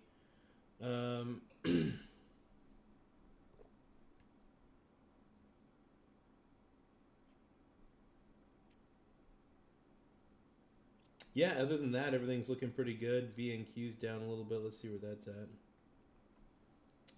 95.23. Cool. Yeah, I've been making little headways here and there, getting dividends. Markets are going up. It's beautiful. Yeah, and if markets go down, that's when I start buying the dip on the VSS and the VTWO, man. As time is on our side, we have the leverage, and here's why. This is not just about a shipping blockade, it's about cash flow strangulation, right? Iran makes money from oil. China, they were selling it to China in February and March. The longer you shut them in, the more their storage fills up, and they get to a point of no return where they can't recover all these lost reserves in oil that they can sell. So the clock is ticking for Iran economically, much more so than it is for the U.S. geopolitically. The days and the estimates that I see is like Iran has maybe 16. Yeah, I can't believe he's going to the White House Correspondents' Dinner tonight. Is it tonight? I don't know if I'll be able to react to it tonight. White House Correspondents' Dinner.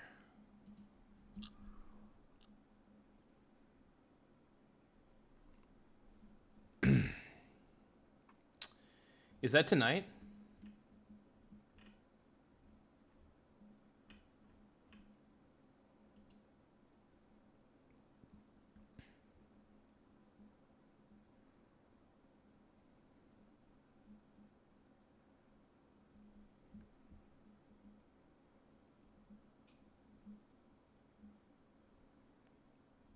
Wow. Okay, here we go. Anyway, let's keep going. 15 days to 60 days where they can fill up their storage, at which point you have to start shutting in production, which could permanently damage those reservoirs. So this is one of those things where the leverage increases and intensifies over time more for Iran.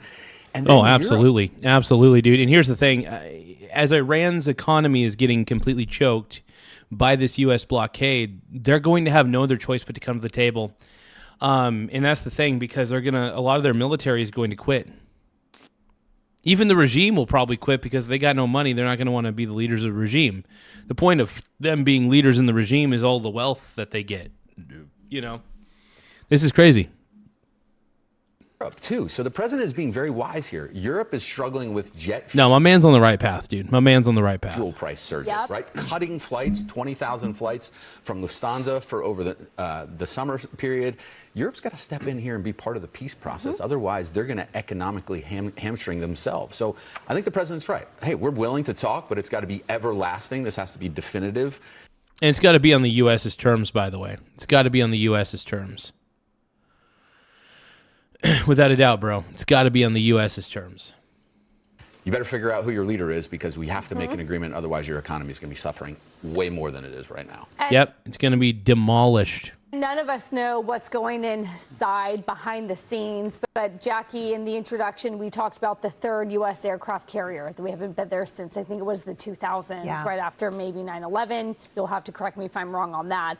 So that signals there's economic leverage that we talked about with this blockade, but some amping up on the military pressure, as if maybe we're just in case, maybe we're just there, maybe we're ready to do something. How do you sort of perceive the military leverage as well as that economic leverage? Trump is signaling all options options are on the table. And Pete Hegseth in that speech was talking about the Strait of Hormuz and basically saying, you, Iran, need it way more than we do, the United States. True. And he's right That's about true. that. So they're using a two-tack approach. They've got their military assets in place if this does not go according to plan. And, you know, the cards are in the hands of the Iranians, how they want to play it. Yeah, The how are they foreign going to play the minister saying cards? that That's the indeed question. They will go to Pakistan and they will have conversations about some sort of a deal. But you wonder where that's going to go because they weren't able to do it last time with J.D. Vance brokering.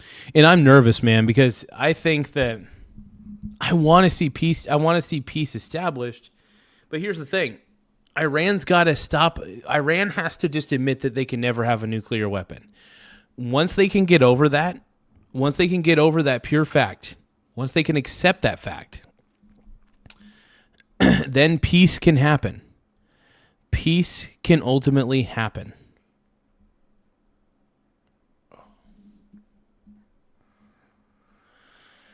But at the end of the day, will it happen? That's the question. I think this internal fragmentation is going to maybe be their undoing because it would seem pretty impossible for them to find a consensus with different extremes within these groups. There's part of me that thinks that President Trump wants. Oh, if you guys think that Trump's the man, tap the subscribe button. If you guys are tired of the woke left, tap the subscribe button in the upper right-hand corner. We need more subscribers anyway, so don't forget to subscribe if you can. These conversations to, or wants to give them the opportunity for these conversations. You know what? I was thinking I might swing trade the energy sector, but it's just not diversified enough for me.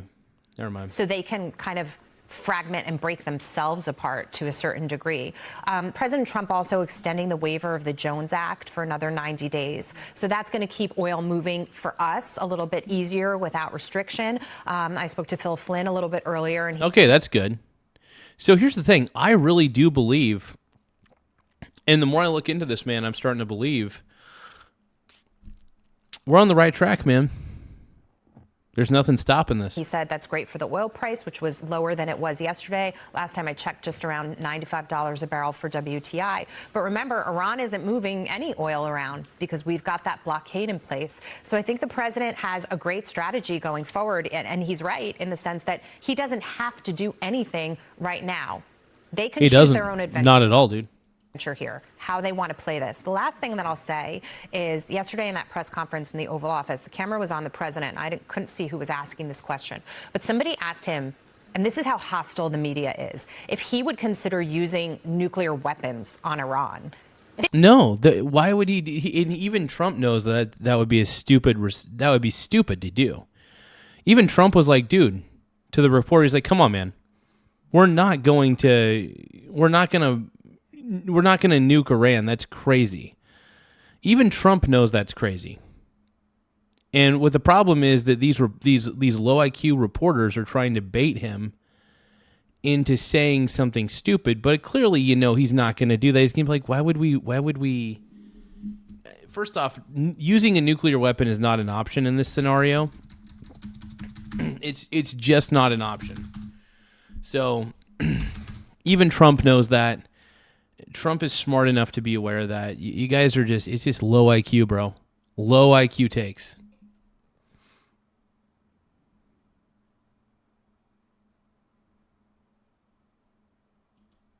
Doylegaming G4K says, Carl, your statement earlier is showing you have a God complex which normally comes with narcissistic tendencies. You should probably go get help. Oh, yeah, he's a narcissist, man. I agree, DOYL. DOYL, I agree with that wholeheartedly, man. Yeah, Trump's not going to use a nuclear weapon, man. Doylegaming G4K Thank you, Doyle. says, DOYL. I watch the show to troll you stupid walkies. I love it, bro. I love it. This whole thing is about destroying. Now, here's the thing. The woke people in the chat, I think a lot of the woke people who come into the chat have very low IQ takes. They're probably decent people, hopefully, in real life, but a lot of low IQ takes from the wokes. destroying their opportunity and potential to use nuclear weapons on the world. Why would you ask the president a question like that? So that gives you a sense of, if you're watching other networks, the kind of coverage you're getting about this. Dagan, I know you're watching. Yeah, and I don't trust the mainstream media for the life of me. That's why I don't really watch the news. Even this, I'm very sketched out, even by Fox. But honestly, out of all the mainstream media outlets, Fox tends to be the most tolerable because they're not freaking out about everything left and right. They're pretty calm-mannered. I just kind of go with whoever's the most calm-mannered. And the woke left tends to be very angry and have a lot of daddy issues. So, Oil and gas, those vessels. I also, we're going to talk about the Fed chairman in waiting in the next block. But there was an interesting note I read this morning that 1% higher interest rates adds $3.5 trillion in debt, just in terms of how much we're funding this. But I am pleasantly surprised that the 10-year is a very well-behaved 4.3 and pretty much not budging in the last couple days. I read a report. I know you know what I'm talking about. I hope so. That it's not central banks buying our debt. It's now foreign private buyers. Yep. Some of this is, I think, global bonds. that is kind of crazy that foreign private buyers are buying. Are they buying the treasury yields? They're buying are they buying the treasury bonds? Look, I love America, but I don't trust government bonds at all. I don't. With our monetary policy, as long as the Fed is involved in our monetary policy, I do not trust owning bonds that are U.S. treasuries. I don't trust it. I do not trust owning U.S. treasuries only because the Federal Reserve, in my opinion, has ruined most monetary policy. Has ruined. That's what I believe. I know that sounds crazy. I know that sounds wild to you guys, but it's true. That's my belief. Have had a crap week. Yeah. And so what is not great for sovereign debt and U.S. debt, some of this is expectations that regardless of what Kevin Warsh testified to, that we could be in a situation that the Federal Reserve will have to step in and be a buyer of our debt, even beyond how much the balance sheet is expanding now. It's close to $170 billion that it's increased since the beginning of December. It's not a lot, but it's way north still of $6 trillion when it was $800 billion before the financial crisis. So some of this is, hey, the Fed will step in and just create some inflation. That's good for stocks. I want to talk about. Well, of course, inflation's good for stocks but it's also just bad in general. Look, inflation's not good, period. And the only way to protect yourself ultimately from the terrible effects of inflation is to be in assets that are inflation-proof, right? Assets that the government cannot duplicate themselves, right? If I'm investing in stocks, the government cannot magically create more shares of the companies that I'm investing in. If I invest in precious metals, the government cannot create precious metals out of thin air. If the government cannot print it, I repeat, if the government cannot print it, I want to invest in it. And as long as whatever I'm investing in actually has real value. Now, my favorite investments are productive assets like stocks and leased out real estate. One of the reasons I love real estate investment trusts so much is they are a version of real estate that is productive in the sense that they lease out the real estate that they own to other companies or other individuals, blah, blah, blah. This is why I'm so heavy on real estate investment trusts as my main exposure to real estate. But yeah, I believe in inflation-proof assets. That is the key to my entire investing philosophy is what is going to protect me against a decaying dollar. I repeat, what will protect my flat ass against a decaying dollar? That is always the thing that you have to keep in mind, that the dollar does decay at a rapid pace. So what you want to do is you want to have assets that can at least protect you from the negative effects of inflation. Like I said, I prefer stocks over anything. Stocks are amazing. I believe having a diversified portfolio full of stocks and precious metals and even real estate is a good thing. If you want to have bonds in your portfolio, that's fine. At least it generates some yield. But me personally, I just keep cash loosely on the side in my brokerage account, so that way I could deploy the cash at any time. It's just easier that way, in my opinion, to deploy the cash in that sort of way. Oil. So Iran has been, this is according to the European Union's Sentinel-1 satellite, Iran has continued to load millions of barrels onto its super tankers. So it's clearly using those super tankers, although that they're docked. There was one very large tanker that was, it's one of the VLCCs, the very large crude carriers, 2 million barrels of oil that was moored at Karg Island, that it showed that there were no ships on Saturday at Karg. So they're using these ships even though they're not moving as oil storage. No, they need to use it as Right. storage. Otherwise, you run into problems with capacity and then shutting in production, which is much more. By the way, the dollar is not going to be forever. If anybody thinks that it's good to save the dollar, even in a high-yield savings account, it's still not safe because the dollar can degrade rapidly. People underestimate how much the dollar is decaying. People are heavily underestimating the decay of the dollar. And if you're not protecting yourself with inflation-resistant or inflation-protected style assets, you are screwing yourself at the end of the day. I firmly believe that you, and this is not financial advice, but I firmly believe that you're screwing yourself at the end of the day if you're not protecting yourself against inflation. And the best way to protect yourself against inflation is assets that protect you from the negative effects of inflation. This is it's investing 101. The whole point of investing is not only to grow your wealth, but it's also to maintain your wealth. It's maintain, grow, protect yourself from the negative effects of a currency backed by nothing. The truth is, our currency is backed by nothing. There is nothing that backs our currency. It's not backed by gold. It is backed by our military. And it's backed by government promises. But government promises are very flimsy. I think you guys know deep down in your heart of hearts that I'm somehow correct on this.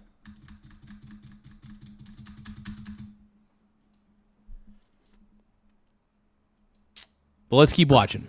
Detrimental Right, long term. because it takes months. And the wells can be damaged permanently. Exactly. If you shut them in poorly. But that's not being sold, so that's not money to the regime. But the Dallas Federal Reserve did an updated energy survey, which I know Lou Bassney reads. March 26th. Yeah. No, they just updated it. Oh, hot off the presses. I'm off this one. They did an update to quiz. It was 78 exploration and production companies and 42 oil field services companies about their expectations for the energy market, and they're not optimistic about the reopening of the Strait of Hormuz. 1/5. Really? They're not optimistic about it? I don't understand why they wouldn't. I think that I think the Strait of Hormuz is going to eventually open back up. And look, the U.S. blockade is letting certain ships out and letting certain ships in. If you're an Iranian oil tanker, you're not going through. Otherwise, you're pretty much safe to go through and out, in and out. You can get out of there, get in there, whatever you want, as long as you're not an Iranian oil tanker. Simple as that. Expect traffic through the strait to return to normal by next month, but then 39% expect a recovery by August, and then 40% say it's... I don't think it's going to take until August. I think this is going to be... Look, the Strait of Hormuz is going to open up a lot faster than people anticipate. And honestly, it's going to get better. It's going to get better. Granted, I'm not Miss Cleo. I don't have a crystal ball.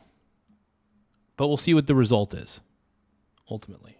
It's going to be November or even later. And there's one comment. There are actual comments direct from these companies. This is their business. and it says it's too early to tell for most things. The administration's comment about a, quote, Iran terror premium existing for decades with crude oil pricing is laughable. But now the administration has created one where it did not exist before. So higher oil. Thank you, Annie, for sending the Sunday for 100 joules. I appreciate that. We'll give it a love on here. Everybody give a shout out to Annie for sending the Sunday for 100 joules. We got a free Sunday on the house. Hell yeah. No, I appreciate that big time. Thank you, Annie.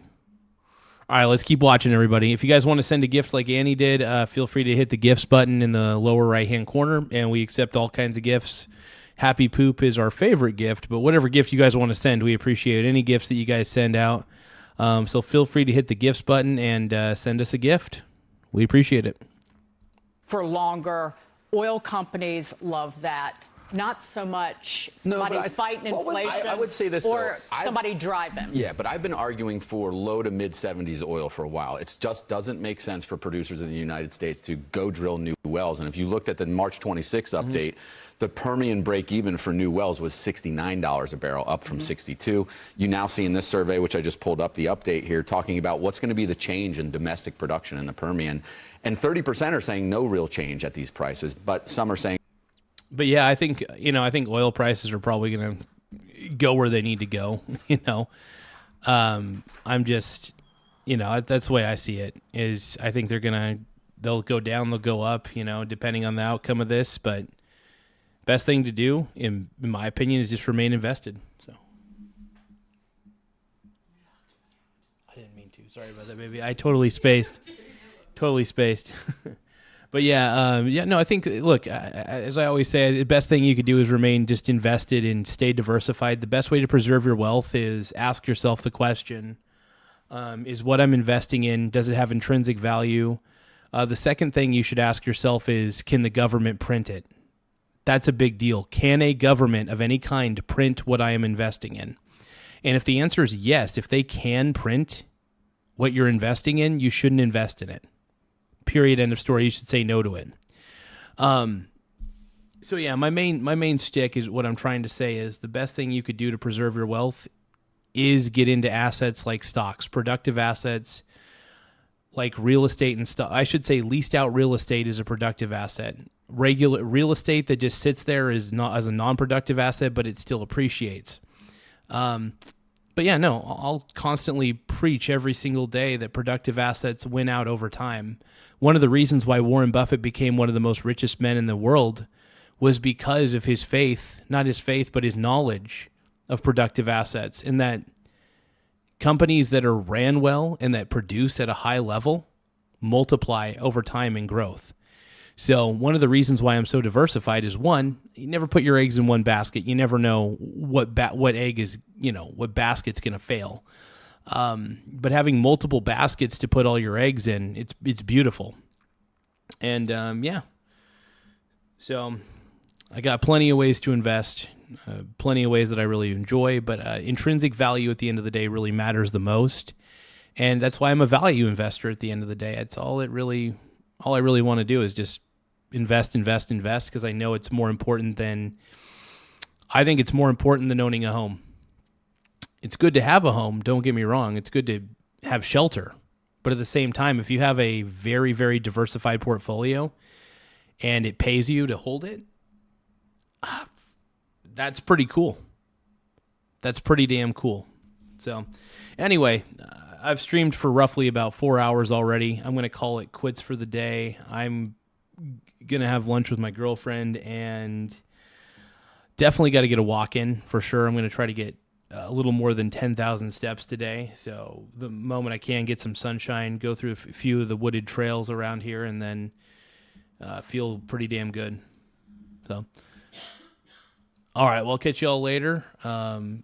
Huge shout out. I want to thank you guys for sending all those gifts, by the way. I couldn't believe it, man. You guys are making an old man happy. So I appreciate you guys sending so many gifts and being so involved in the chat today. Before I go, if you guys want to send any additional gifts, no matter small or big, I don't really care. I just appreciate the gifts one way or another. To anybody who hasn't gifted, feel free to gift. It keeps the channel afloat. So even a small gift adds up over time. So I appreciate you guys. But I want to give a shout out to, thank you, Annie, for the gifts. Appreciate that big time. Thank you, DOYL Gaming. Thank you for being a part of this too. Investment Core, thank you, brother. Appreciate it. We had Ty Lord in the house. Ty Lord also had a new puppy, so that's pretty dope. And then who else did we have in the chat today? I know TJ was in the chat earlier. That was pretty tight. Hell yeah. But no, I want to thank each and every one of you guys for being so involved in the channel and the chat. I appreciate it. So anyway, enough yapping on my end. I'll catch you guys later, and stay sexy. Stay fresh. Stay fresh.